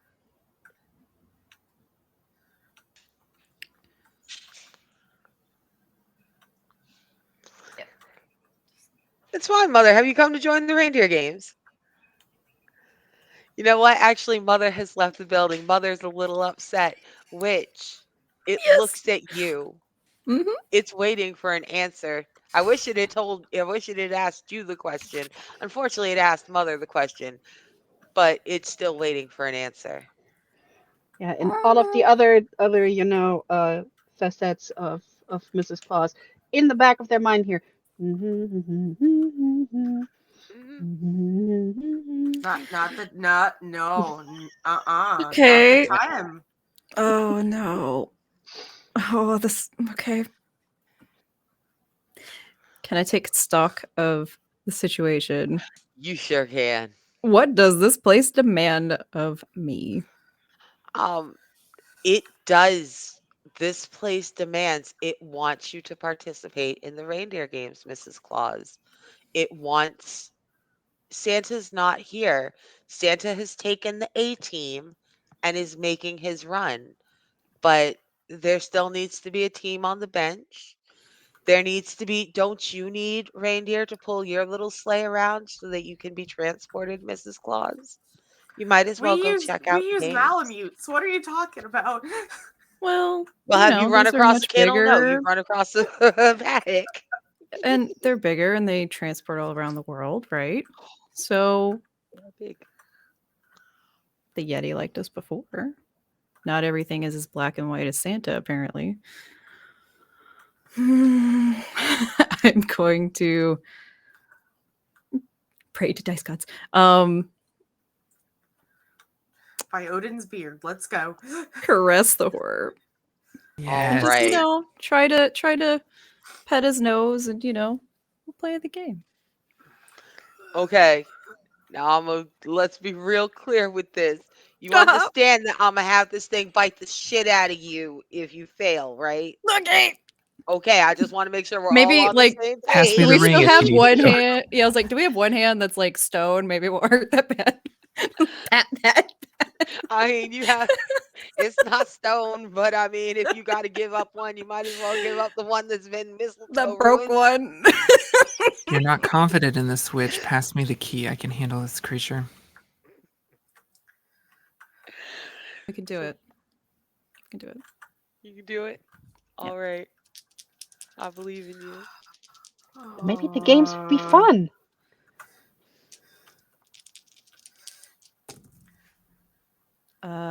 That's 8. All right, that's not bad. So here's the thing, it's going to shift your attention. So here's the good news. The good news is that you successfully caress this horror. You reach out with a trembling hand and you press your palm against its muzzle, and it's a little bit warmer than you expected it to be for all of the cold air blowing around it. And it lets you pet it gently. And then, Lord, it didn't even just know that it did not need any help. It reaches down like one of them two smart horses and with its teeth pulls the bolt and lets itself out of the stall. You have you have been it only let you think it was in there. It lets itself out and it kneels down for you to climb on. It is very tall. It kneels next to the stool and you realize why that stool is there. I will Riding a reindeer, Santa's Yeah, I was reindeer, about to say, off the like, bucket list. Right? look This at can only be great. I'll look at Mother and just you want it out. And I'll hand the key to Fatal. Before Oh, that, you can't hand the key off yet, Oh, though. I Here's the can't? thing, Okay, Witch, yep. hold because on. it wants you to participate. Got you. So we're almost there. You'll be able to hand it off in a minute Hold on. once you Yes, that's take fine. this. Have So, y'all Yes, noticed that Mother. nobody trusts me with the key ring? oh, I have noticed. Oh, don't worry. You'll get yours. Yes, Mother. It's okay. No one's So, trusted me with it either. If I look around this room, because you said that this is, because I'm possibly going to be using my face. You said that this is kind of like the B team of reindeers, correct? The ones that Mhm. are. Is there like a in this room, like this tack room? Is there like a sign of like the head of the herd pulling the sleigh, like something that designates the leader, the alpha of the pack? you know, there is a very particular bridle. Most of the bridles with the reins and everything are just standard leather, but there is one that is gold, like a beautiful glimmering gold. It's going to be heavy. It will be a struggle, but you could get it down and probably get it on that reindeer. 'Cause I think in this case, I would use the kingmaker face, and as like the witch tries to hand off the keys for like a moment, like the mother just kind of, you know, you you look like you need this. I mean, you're asking us to play in the games. It's only fair that we show who the leader is that is having Mrs. Claus play, and maybe even with like his help, get this golden bridle on this horror. All right, so this enormous megafauna, this Paleolithic beast, this thing who is only technically an herbivore in that humans call it an herbivore. Herbivore is a human definition in the cold of winter. I've Uh seen deer eat bone yeah, marrow if Horses and have you've eaten never people. seen a yeah, deer eat a bird, just chomp. Mm-hmm. uh-huh. No better. Some of There us is live one in French horse that icy has eaten one places. person. Fucking French horses, love it. I'm here for I it. deserve it. So he probably did deserve it. So you manage to struggle. You get it down with its help. It kind of hooks it on on an antler. It helps you knock it down. You fasten this bridle to this enormous demon tooth reindeer. You climb up these steps with it laying down. You still have to climb steps to get on its back. And as it stands up with you, a solid like 13 feet in the air, just sitting on its back like a couch because it's too big. You must ride its side saddle because you don't have the spread to ride it otherwise.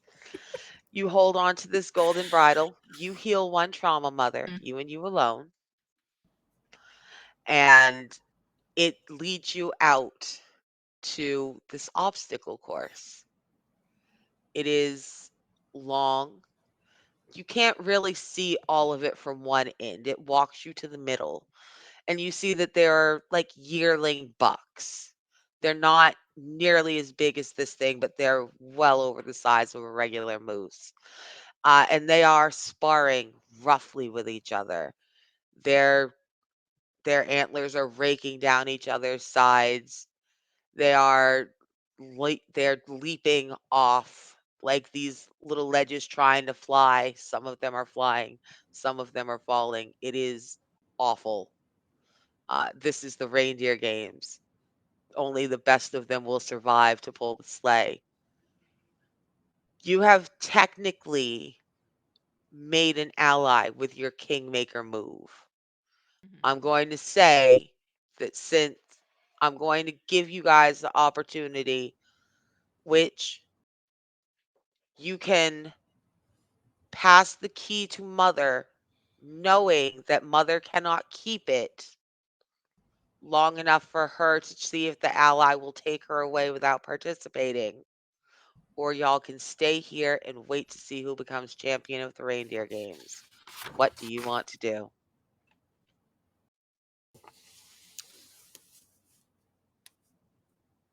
We have our ally. If we want to go, then Yeah, I'm definitely looking at Fatal. We have someone that could help us. Reindeer can fly. we shouldn't waste this asset after we work to get it. And we wanted to leave, right, Mother? Please. Flying. Another thing on the bucket list. See?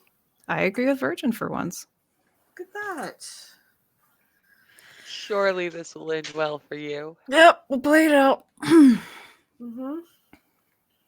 So would you like to give mother the key ring temporarily so that she can access her ally since she used her Yeah. kingmaker? Or would you like to pass the key to Fatal?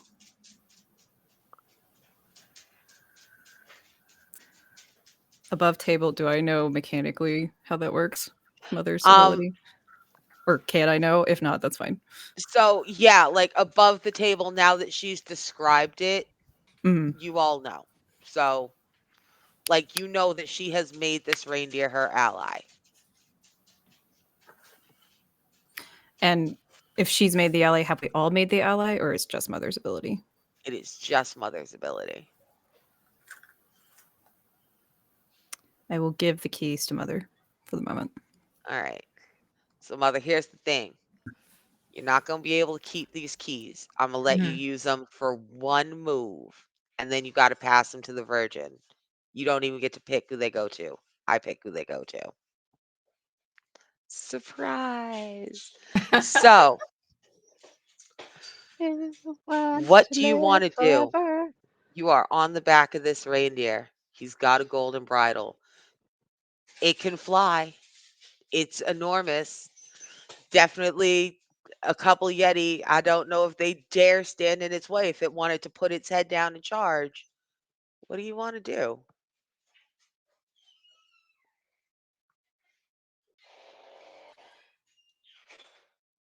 I think in like this rare moment where mother shows just how conniving, how sneaky she can also be amongst her sisters, she kind of leans forward to this reindeer's ear. I think we know this is not the best place for me. And I'm not sure if you know much about where I came from, but in the forest there, you would be the greatest by far. They would have no choice but to call you master call you king of that domain. You would take me there, you wouldn't have to listen to anyone anymore. That's so slick. Good for you, mother. And this Slick is AF. not a particularly old reindeer. He's not a yearling. He's 3 or 4, maybe just old enough to really start feeling himself, but not old enough to have a solid place in any of the herd. So he loves what he's hearing. He understands the most important part, which is that he is Mrs. Claus's favorite, and Mrs. Claus wants to take him somewhere where he will be everyone's favorite. Surely this is a great thing. So, this reindeer, what do you want it to do? Tell me. Go ahead. I would like it for it to get us home. At the very least, try to leave. Do you want to try to go through the woods or you want to try to fly? I would probably try to fly. Let's go. All right. So, Mrs. Claus, you you grip those reins tight and you see how the other reindeer are doing it. They're running up this icy sheer slope that just at the top just drops several hundred feet.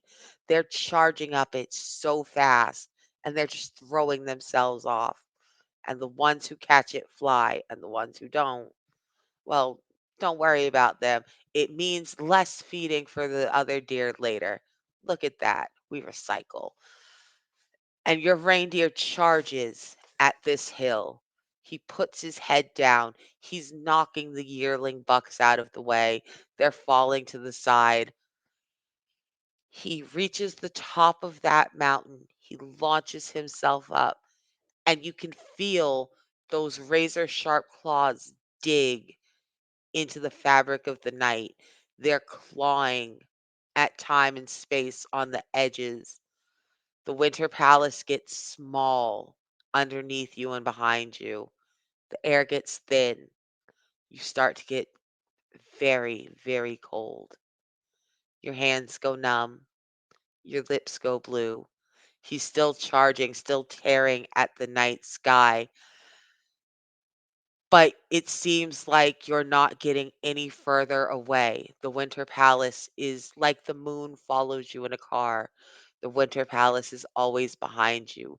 He continues to go up, but not out. Your eyes start to flutter and roll back. The air is too thin.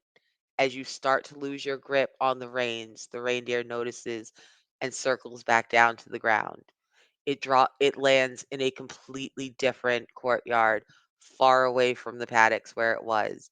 You are in a completely new wing of the Winter Palace. You do not know where you are. Uh, and Virgin, as the mother tries to recover her breath and her wits, you find yourself in charge of the keys. What do you want to do? Well, first she's sad because she really wanted to show her friend that flying reindeer. I mean, that's the coolest. Um, but now that she's cold, she'll probably uh, you know, go ahead and find another key. Okay. Now, before you do, the paddock was technically a room. You don't have a lot of options, but there is a bridle on that reindeer that could count as a token. Do you think it's a token of loyalty or disloyalty? Or do you Yeah, just want to escape into the palace?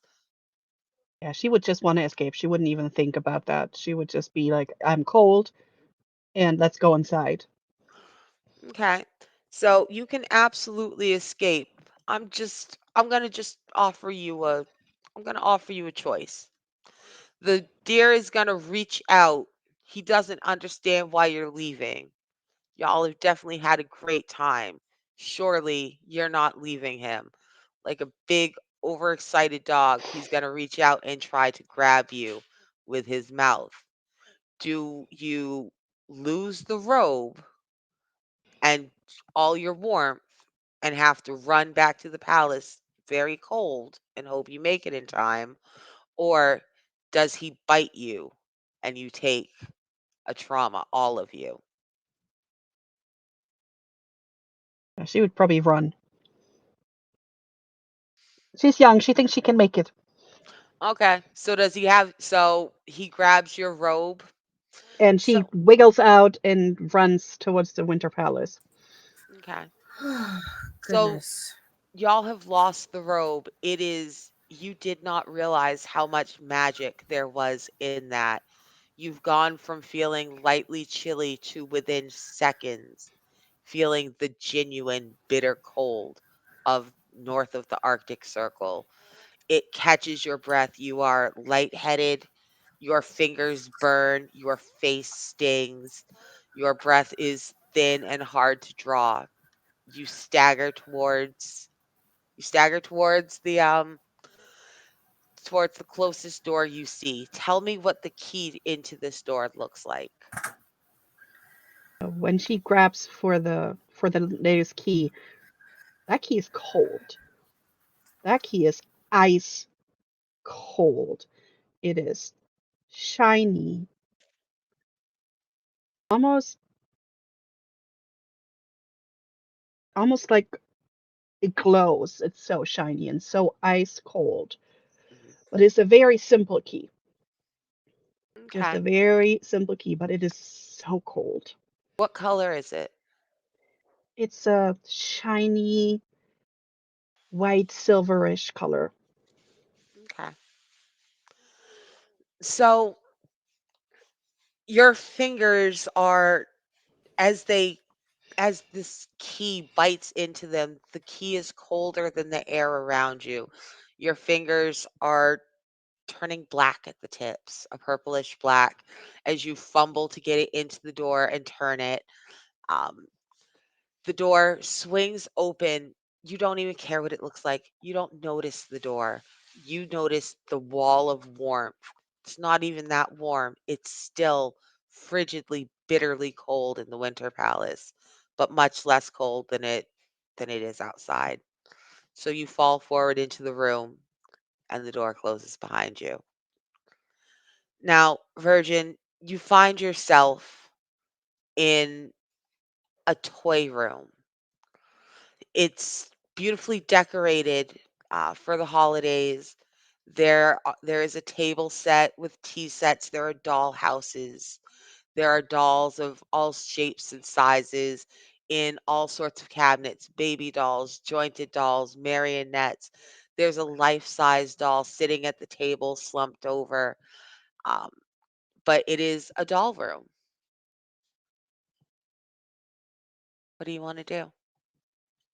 Um, she would definitely want to investigate um, the bigger doll, as you know, it is a mysterious object. It is a mysterious object. So, as you wander closer, you see that this doll is in front of an enormous round table. And on this round table is, you didn't realize how big the Winter Palace was. This is a little model of the Winter Palace. It's so tiny. It's a perfect mechanical wind up replica. Lights turn on and off, things move, things flutter around. It's a gorgeous dollhouse. This thing must be like 12 feet from one side to the other. This table is enormously round. And the doll on the far side of it is just, she's just sitting loosely in a chair. Um, her skin is made of just bone white porcelain. Her hair is not quite the same shade of red as yours. It's darker. It's a little bit more of a, blood red than a fire red. Um, and the doll is just slumped, s- big green eyes open, staring at the Winter Palace, just in a little white dress. It's cute. It's frothy. It kind of looks like a ballet dress. So, what about, her is like odd or uncanny? Well, I mean, she is as finely made as this mechanical thing. You see seams at her arms and at her elbows and at her wrists, but you can't really see any gaps. You can see that there's obviously some kind of seam there. There's a line. You're supposed to be able to move it, but you don't see any gaps. She looks like she is one smooth piece of, y'all don't know what plastic is, but she looks plasticky.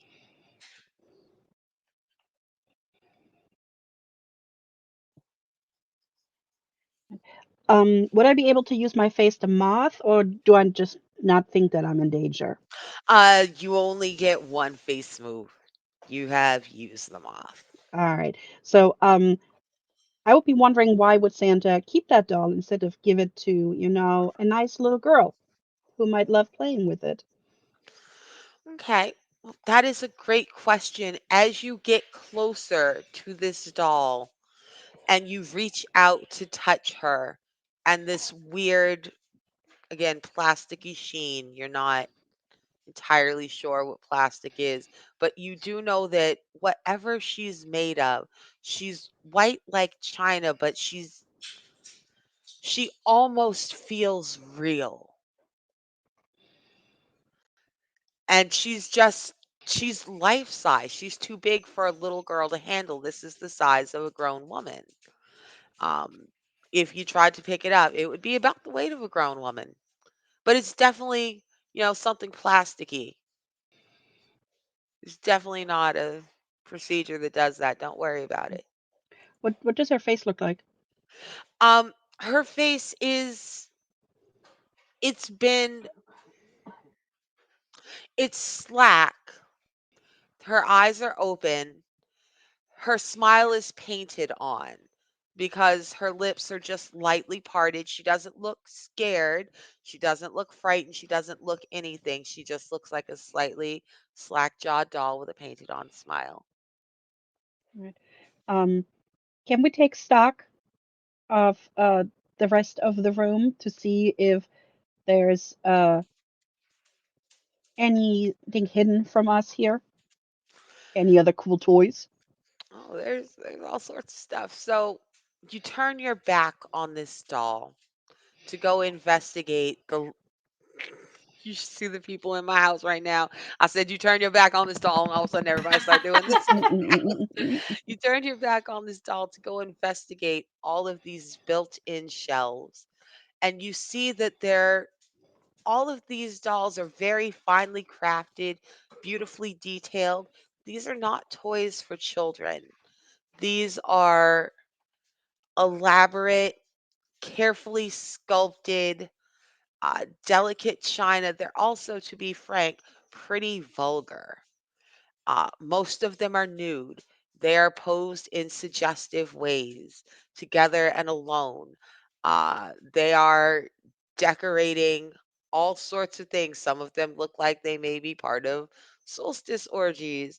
Some of them, like, there's a whole bunch of dolls in a whole bunch of positions, and none of them would you be happy if you walked in and saw your 7-year-old playing with this. You'd be like, no.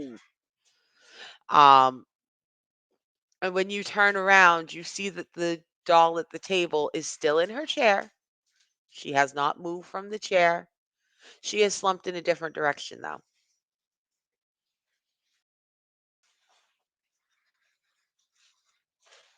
You're muted. I'm debating. Hi. So, It's fine. um, looking at all these dolls that are like not made for children, and they're actually doing stuff that she really doesn't want to see. Um, she wants to give up the ring to the Fatal because she's Virgin like, I said, don't want to no, see I this. can't. Virgin said, I'm not being in the dirty doll room. Goodbye. No, it's like they're Not doing ready. stuff that I don't want to see. Nah, I love it. Okay. So the virgin is now immune to trauma for the remainder of the room. Fatal, you find yourself in the room with these dolls. Um, they are all of the little ones are china or porcelain.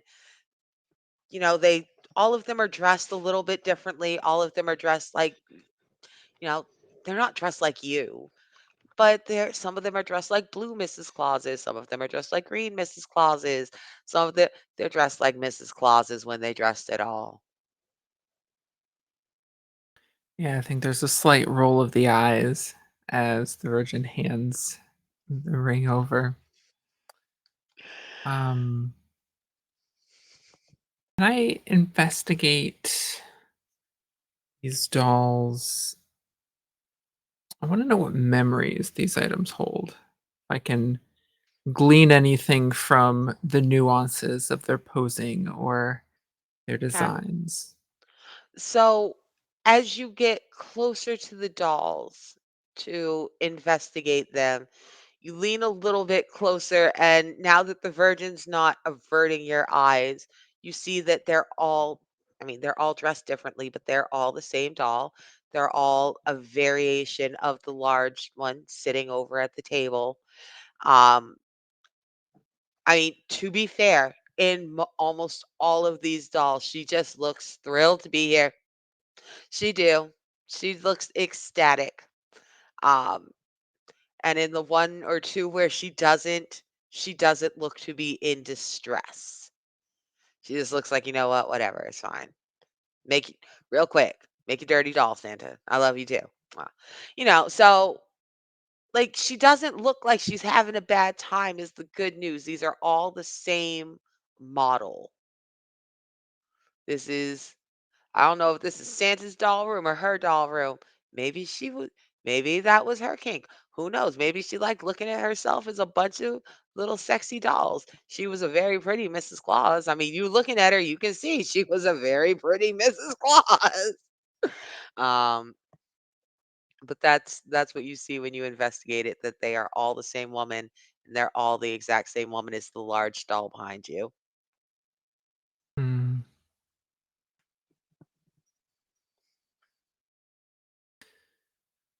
Turn back to the large doll. I would ask what is odd or uncanny about it, but everything is odd or uncanny about this. To be fair, everything is real odd or uncanny about this, but what you really notice as you get closer is that you cannot tell what this big doll is made out of. Like she's not made of cloth. She looks too soft to be as pale as she is. Like she looks like China, but she looks too soft. You could touch her to find out, but you can't tell what she's made of by looking at her, and it's weirding you out a bit. Yeah, I'll reach out and gently put a hand to her cheek. Okay. As you do, you notice that, man, the ball joints on this doll are really smooth because the head just moves. It swivels so easily in the opposite direction so that those blank green eyes are kind of looking at you. It feels okay, it's cold and it feels like it doesn't feel like flesh because flesh isn't cold and it's not slick and the give is wrong, but also you don't know. You cannot describe this. I would say that you would probably have to have gone to those living human exhibits where you saw the people who got preserved in the plasticine to really kind of understand what you're feeling, but you couldn't have done that. You live in the wrong realm. So, you really don't have you just know this ain't right. This ain't right, boss. Cool. Cool, cool, cool. The hair Uh, feels very real. can I take stock here? You sure can. What horror is hidden here from the bride? So the horror hidden here from the bride is that this doll desperately wants a playmate. All she wants is to be played with. and I would maybe keep an eye on this doll if I were you, because now that you've touched her, she definitely knows there's someone in the room to play with. Five Nights at Freddy's. Okay. Sorry. I didn't mean to startle you by screaming Five Nights at Freddy's. I think I'll look to the animus. Any ideas? What, with the creepy doll that wants to play with you? Yeah. Same idea I had with the Wicker Lady. Throw it into the fire. She just wants to play. I think Yeah, Just don't but look at the naughty bits. I'm sorry, but like, just because, an inanimate, creepy doll wants to play with us doesn't mean that we should. yeah. I think this is a bit too out of hand even for me, and I will pass the ring to the animus. Oh, God. All I right. will say the good news, Animus, is you haven't used your face card. You definitely have one that would work really well right now, is I all I'm saying. do. Hold on. Let me read it again. My face cards.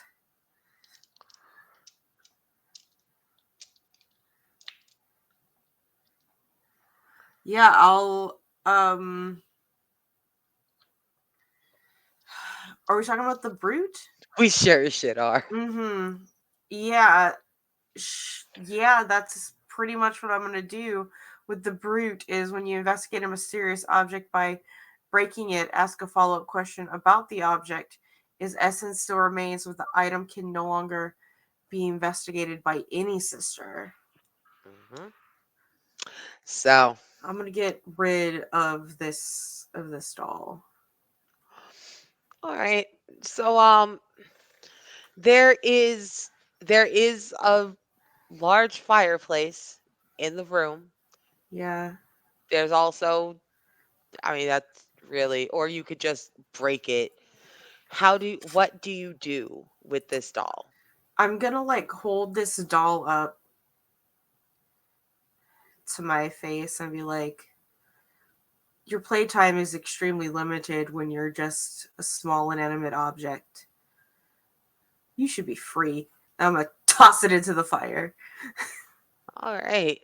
So, this is it it's so heavy. It is like realistically lifelike heavy as you drag it up out of the chair.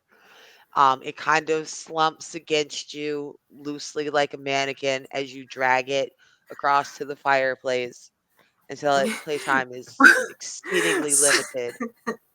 Sorry, I had like this image in my head that was completely different because Oh I yeah, just no. assumed it was It's a the big a doll. doll, not a doll. Like, so I imagine to toss this one into the fire. Like, I just sort of like, I like hoist it over my shoulder, like, and just give it a little pat before I go and be like, "Be free!" and Right. whoop So I into the mean, fire. the smell is horrendous. You have never Yeah. smelled anything like this before in your life. Because again, y'all don't know what plastic is, and you certainly don't know the process to plasticize human Oh, why remains. is it And oh melting? gosh, the smell of that hair Ugh. smells really real. Um, It smells like a tar pit. it's gross in here. So what do you want to do? This is your last room. Do you want to take a token of faithfulness, a token of disloyalty, or do you just want to get the fuck out of here and run away from that smell? I.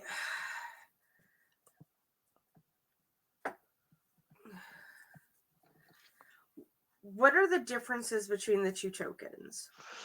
Okay, so a token of loyalty means that you're gonna propose a truth. about what happened in this room, like who the doll was or who they belonged to, and why it Uh-huh. was Santa's fault if you take a disloyal token, or why it didn't have nothing to do with Santa. This is all Yetis and magic, and she was in the wrong place at the wrong time if you take a loyalty token. Or you just go, man, I don't know nothing about this. This has nothing to do with me. Can I escape, please? I'm gonna take a loyalty token for truth here. Okay, and what is that truth? The truth about this doll mannequin is that this was the previous Mrs. Claus's closest friend, whose essence was trapped in here, who came here to rescue, who through all of the peril made it here, only to not quite reach her. But now that her essence is free, there's nothing stopping her.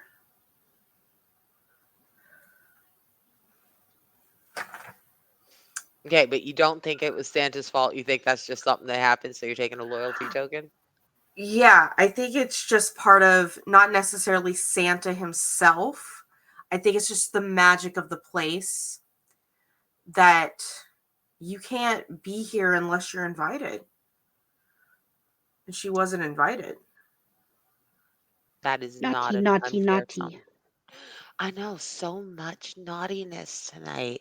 Mm-hmm. So that's great. You go ahead and on your way out the door, you grab the closest little Mrs. Claus doll to the door. She's the most dressed one.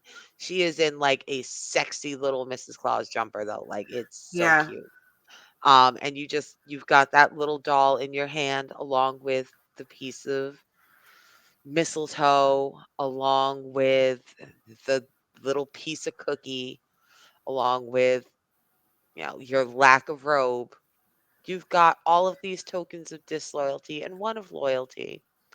Um, but as you start to wander through this cold, dark palace in these further away from the more occupied parts, you find yourself, you know where you're headed.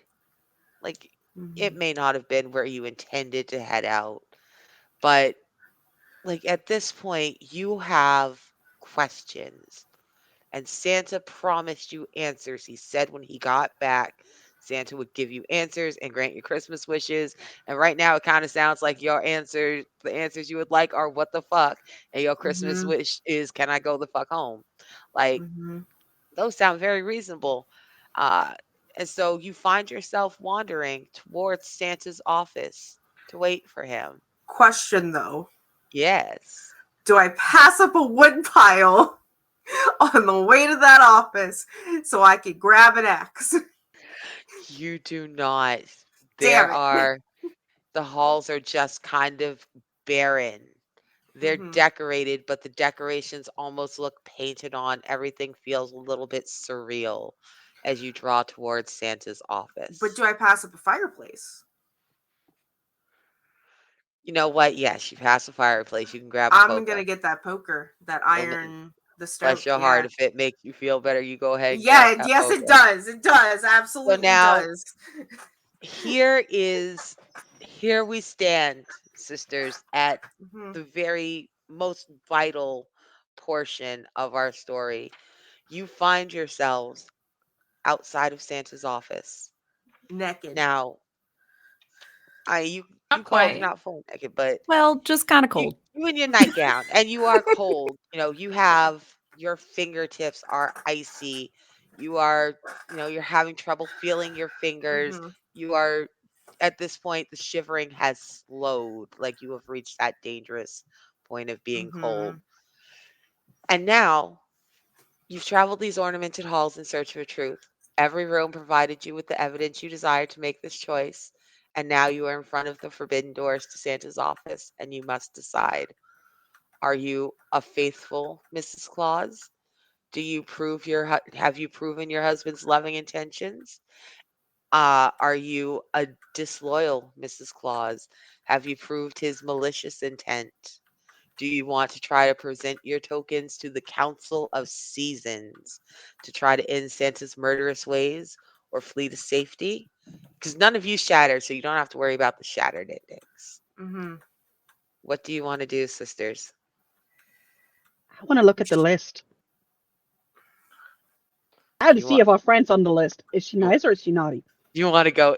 The Virgin wants to go in Santa's office.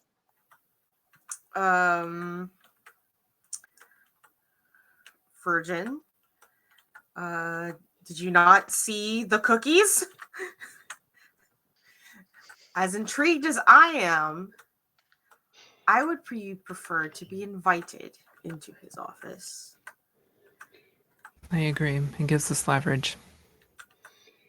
I mean, after, we put our mouth on the cookie and we burned one of his amazing dolls, do you really think he's going to invite us into his office? This might be our only chance to look at the list and also see, what did the others do wrong? Were they actually naughty? I think someone who is so strict in their definition can't be trusted at all. I think the game might be too hard to play. If this was a game at all, we were just one of the pieces in it. I will keep saying, I just want to go home, and we have a chance while he is not here to maybe find a way out. This is so far over our head, and I don't think there is any situation here where we get the power some of you are craving. If anything, it would just die faster. But if he is actually naughty, aren't we supposed to be the shining heroes and stop him? But how do we know if we don't look at the list in his office? How do we know if he's actually bad? After what we've seen here, I have to agree that this might be out of our reach. The only way we win this is by not playing. Yeah, and animals could take him. Yes, I will fight Santa Claus with my tits out and a poker. Sounds really exciting. If this is all the legends, he is, if not Fae, the deity. We have the option, if we can, to just go back. Mother, I was being sarcastic. I agree with you. We should go. I was not. I don't know after. I don't know after tonight. It's been a long night. It has been. Listen, I am here to fight if I have to, but the nips. I'm still very hungry, and there's a feast waiting for us back at home. There is. Yeah. Y'all have been cooking all week. Waiting for us back home. And we tried. I think we gave it a very good effort to learn what could be possible here. And I don't know if we can fight this fight. Not yet, anyway. We should definitely research more lore and come back on a later date. And not do whatever ritual got us here.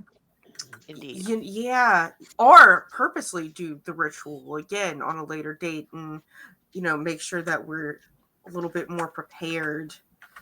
But, yeah, we should go. Our friend, we do need to protect our friend at home. And I do miss our raven-haired lover, just saying. Yeah, I will. La la la la la la la. I'm just gonna loop arms with the fatal on that one. Just I will literally break Santa Claus's back if he touches her. Y'all gonna fight the fuck out of Santa. So, sisters, it sounds like y'all are a disloyal Mrs. Claus. Y'all don't trust Santa at all. This is wild. How can you distrust Santa? Anyway, stop laughing. So now I suppose you just have to decide amongst yourselves. Let's take a vote. Do you want to present your evidence to the Council of Seasons? You want to wait and have and demand that Santa take you before them so that you can be like, Santa Claus is not good. Santa Claus is evil. Or do you just want to run like hell?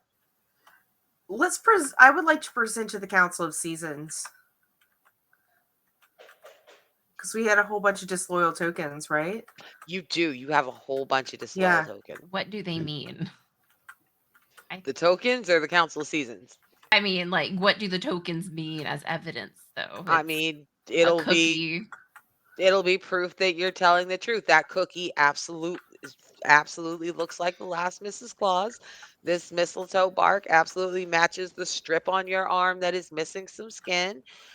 I mean, weirder things have happened. It, And we it talked our counts. way through the Yeti and through our Yeah. lovely friend we left behind. I think we could talk our way through this. Well, not even talk, just, It's okay. give credence to our words. We got we got this. Let's Totally a shining hero, right? And do it the right way. And Stop plus at this others point, from suffering. yeah, and I don't think we'll If- make it through the cold without If they anything to help us. believe a silly little human. All right, I- so I it would sounds just- like the mother wants to run away, but the Yes. rest of you would like to present your evidence. Yes. Yes. Okay. Off the table, I want to run, but the virgin thinks we're being dutiful. All right. We got so this. let's go ahead and let's wrap up the story of this Mrs. Claus. Let's talk about what happens next. I'm going to go around one at a time and I'm going to ask y'all each a specific question. You're going to answer one at a time, and this is how the story will end. Let's start with Animus. Animus, Mm-hmm. who is it that summons Santa to the Court of Seasons? Not for punishment, but to collect his too bold mortal wife. In the Court of Seasons, which season summoned him? Like, is it Mother Nature? Is it the North Wind? Is it, I don't know, Father Winter, who's even meaner than Santa Claus? Who called Santa to come get his wife? Yo, come get your girl. She wildin'. Oh. Give me a second.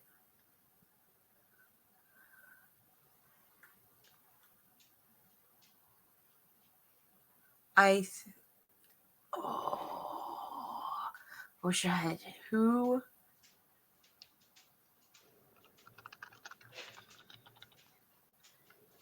I'm trying to dig deep into the lore here. Hold on a second. The Great Ball.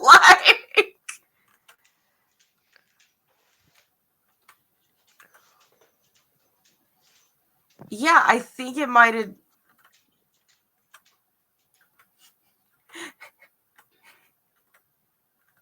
It was the World Tree. I'm listening. I'm sorry, I was talking about penis. What'd you say, Val? I think it might have just been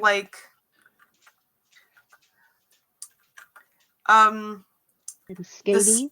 Very specifically, the stag Mm-hmm. at the base of the World Tree.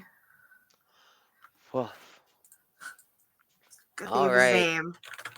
I don't know his name. He's lucky he know his name. He got a big old tree grown Hold out of on. it.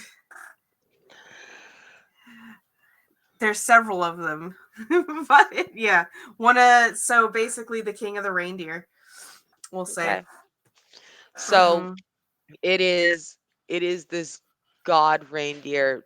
He makes the ones in Santa's palace look as tiny as the ones in your village as he towers above and calls Santa to them, not to punish him, but to come get you.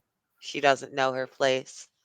Fatal, about halfway through January, you wake up in your own bed.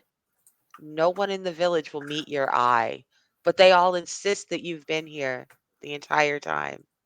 What loving gift has Santa left behind to let you know it was real and that he'll be back for his bride next winter?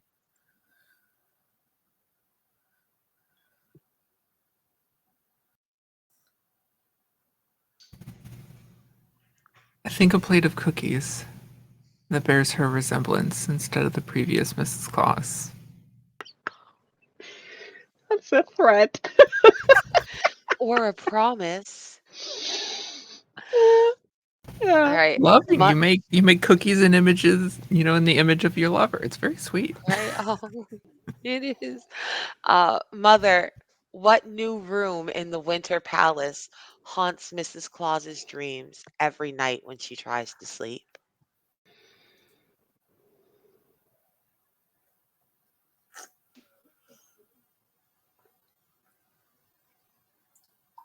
I think the room that would haunt her is a room we didn't get to see. It is Santa's own bedroom. It is gold and red and white furs and luxurious velvets, and there's a man like always in her dreams, like just out of sight, like the trail of a coat, the wisp of a beard, and a very carefully folded place on the bed, sheets pulled down, waiting for the other occupant. Thank you so much. And why do I only have 4 questions instead of 5? I'm so glad that I definitely wrote enough questions to ask all my brides. Okay, let's Rochambeau this. Virgin or witch? Who wants the last question? Go It's ahead, the Virgin. witch's You got question. this. Oh, you sure? Okay. Oh, it's the Virgin. witch's Oh, question. Heck yes. which one There. could I be? No, let's go Joint with witch. Let's answers. go with witch. I want the witch to answer this one. I love you, Viv, but Okay. I Okay. promise. Yeah. Hey, Torin, how does Mrs. Claus make herself at home in that perfect new room when Santa comes for her on the 23rd again?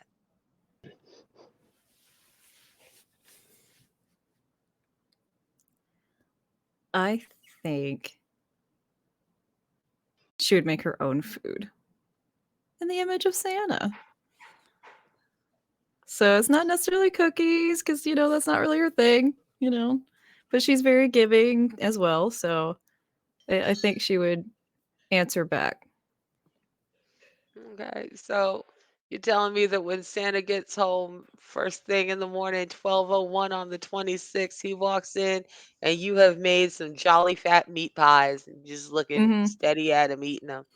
I I made some back big old that. chestnuts in them, you know, just And they God, may be and they may be arranged in similar fashions as the dolls. Because why not? I love this. It's petty, Mrs. Claus. You get yours. You get yours. I'm all about balance. And with that, with Santa walking in and his new bride eating a Santa shaped meat pie trapped in her holly jolly hell, we're going to go ahead and sign off. What a wonderful game this has been. Thank you so much, everyone, for joining us for night 8 of the holiday one shots. We're going to go ahead and say goodbye to all of our cast one at a time. We're going to go backwards. We're going to start with the witch and end up with the animus, and then I will wrap us up for the evening. Torin, why don't you tell people where we can find you and what you're doing? Yes, so where you can find me probably most often is on Twitch as Torin Talks Creativity. And as far as just what I do, I'm a voice actor and digital artist. And so I like to just spread creativity wherever I go. And it's been a wonderful joy, by the way, to play the witch and in this game. Thank you. I'm glad you had fun. Hey, Viv, why don't you take us out? How you doing? Right. So, on the internet, you can find me on Twitch as Vivacia. You can now find me on Threads as Miss MRS Vivacia, as I left the hell that is X behind. You can find me again here next this Sunday, where we're going to play some Brindlewood Bay, and have a cozy murder. Not a horror murder, but a cozy murder, you know. It was like, Uh, I can't deal with this shit no more. We just gonna kill him and have it be cute. yeah, and we're gonna just be cute about this. absolutely. And I enjoyed being, instead of, being like the mother of the, you know, or the team mom, basically the one who keeps everybody out of trouble. I enjoyed being the trouble. Hi, it's me. I'm the You problem. were. It's me. You were the problem. It was you, and I loved every minute of it. Hey, Alice, why don't we say goodbye to you? What's up? Yeah, hi. Speaking of the team mom trying to keep everyone alive, I'm Alice. She, they pronouns. I've played the mother tonight. You can find me pretty much everywhere online at Alice Hart. My card with all my social media, it's alicehart.card, CARRD.co. It's going to have links to everything that I am doing. You can find me next this Saturday. I'm actually going to be at two different charity streams. One is Tavernauts Deathmatch Island. I'm going to be in the first group playing through. So that'll be 6 a.m. Eastern Standard Time. And we're going to see if myself, am actually going to survive the Deathmatch Island because I will be playing myself along with everyone else in the cast.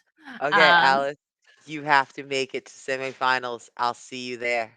I hope so. I am against so many cool people and I am slow.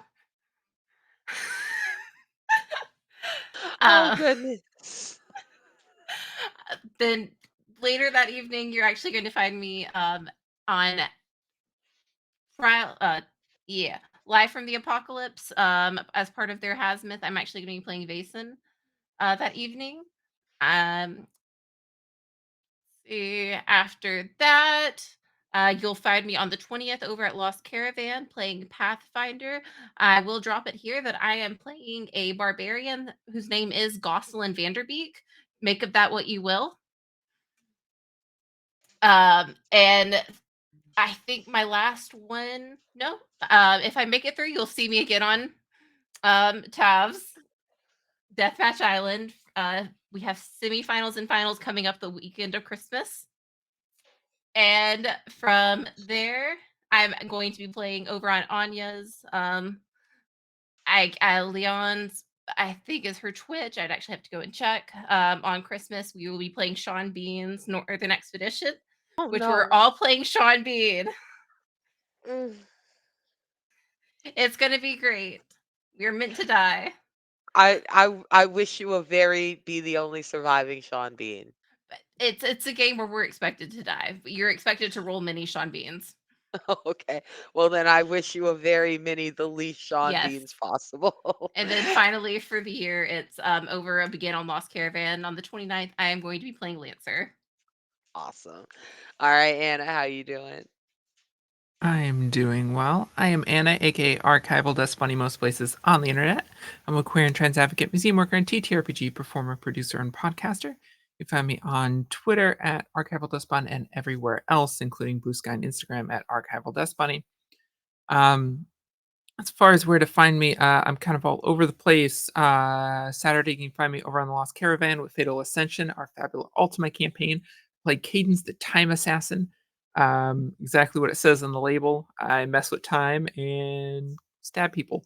It's lots of fun. Monday nights, you can find me over on the Greater Restoration, the GR crew, with Tears of the Rose, our ongoing Blue Rose campaign. I play an alleged recovering pirate as we start out on our adventure being envoys in training for the crown. Thursdays, starting on the 21st, you can find me on Glyza channel with a brand new ongoing Monster Care Squad game that I'm very excited about. Later in the month, you can find me back on Lost Caravan as well for Lancer and Pathfinder. And of course, if you like queer narratives, stories about magical girls, about grief and how it affects you and those around you, and finding hope again after devastating loss, check out Blue and Blight, our Girl by Moonlight actual play podcast. You can find us anywhere you normally get your podcast and on all social media at Bloom and Blight. And for character descriptions, cast info, setting info, transcripts, and a link to our brand new community Discord, we're currently holding a giveaway. Find all of that on our website, bloomandblight.com. Check out my socials for everything else I'm doing. I love that. Fantastic. Thank you so much. And Val. Sup, everybody? My name is Valdrianth. Everywhere on the internet, I go by any and all pronouns. Um, you can find me, like I said, everywhere at Valdrianth, particularly on Twitch. I produce TTRPGs content for me and my friends, including some of the people here. So starting we'll be back on the 29th with our Avatar Legends actual play that Arnica actually runs. We got 6 episodes left of that for the season. Starting this Saturday on the 16th, we will be having a Mass Effect 5th edition using 5e actual play. We're having a holiday special this Saturday benefiting Extra Life over on my channel. So if you would like to help, please make sure you're over there. And then we'll be continuing back on Saturdays. This could be Saturdays on noon Pacific time. And then starting in January, we will also be having an Old Gods of Appalachia actual play, which the session zero for that is this Thursday. And then you'll find me back here also on Tuesdays in January playing some Monster Hearts. But yeah, that's me. I got things. I do things. You do. You do so many things. You all do so I many just things, and I'm so impressed by them. Thank you so much, I everyone, don't have for a joining us tonight for this game of Bluebeard's Bride, Mrs. Claus. I've been your GM, Arnica. I'm also the director of operations here at Girls Run These Worlds. Tonight is night 8 of the holiday one shots, even though you'll technically be watching it on night 9 because we pre-recorded this. Um, we have a couple more coming up. We got 13 shows running. That means that there's 1, 2, 3, 4. I can't do the math. At least 5 more. I'm taking meds to turn me into a potato. Y'all lucky I could figure out tonight was night 8. You can find me on my link tree at Arnica X Ross. You can find me Twitch, Twitter, Hive. If there's a place where you can type my name, I've probably typed my name there. Come back this Friday, the 15th, to see Emma Skinner's Fallen Mirror, a D&D 5e one shot. You can at 6 p.m. 6 p.m. Nice Eastern on Saturday, the 16th, 1 p.m. Did you catch our hobbits at the One Ring this summer? Did you see them do some fantastic fireworks? Because they're back. That same crew of hobbits is back for a fantastical winter adventure.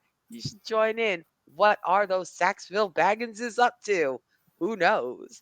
And then come see Viv Sunday 7:30. Yes, 7:30 in the evening. Now I'm tired, you can tell, because I'm losing my English. 7:30 so in the evening, Sunday, December 17th, for a Brindlewood Bay. Much cozy, much less scary than this murder mystery.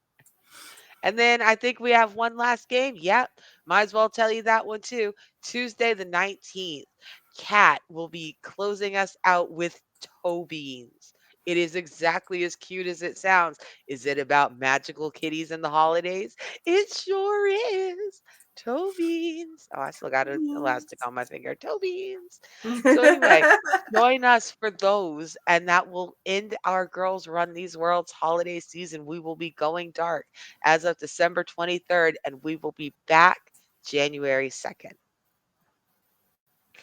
Okay, but don't worry, you won't miss me too much because, like Val said, I gotta do Avatar December 29th. I won't sleep through it 29th. this time. I'm In gonna case call you were you just wondering. in case. Yes, Just please. Man, these new Arnica meds will been also dog be walking my battling it out. ass. Y'all don't understand. yeah. But I will be back on my game on the 29th, and I will see you then. Thank you so much for joining us. We deeply appreciated you. Have a wonderful holiday season. Everybody say bye. Don't trust Santa. Bye. Don't trust Santa. Bye. Fuck Don't let Santa. that man in your house.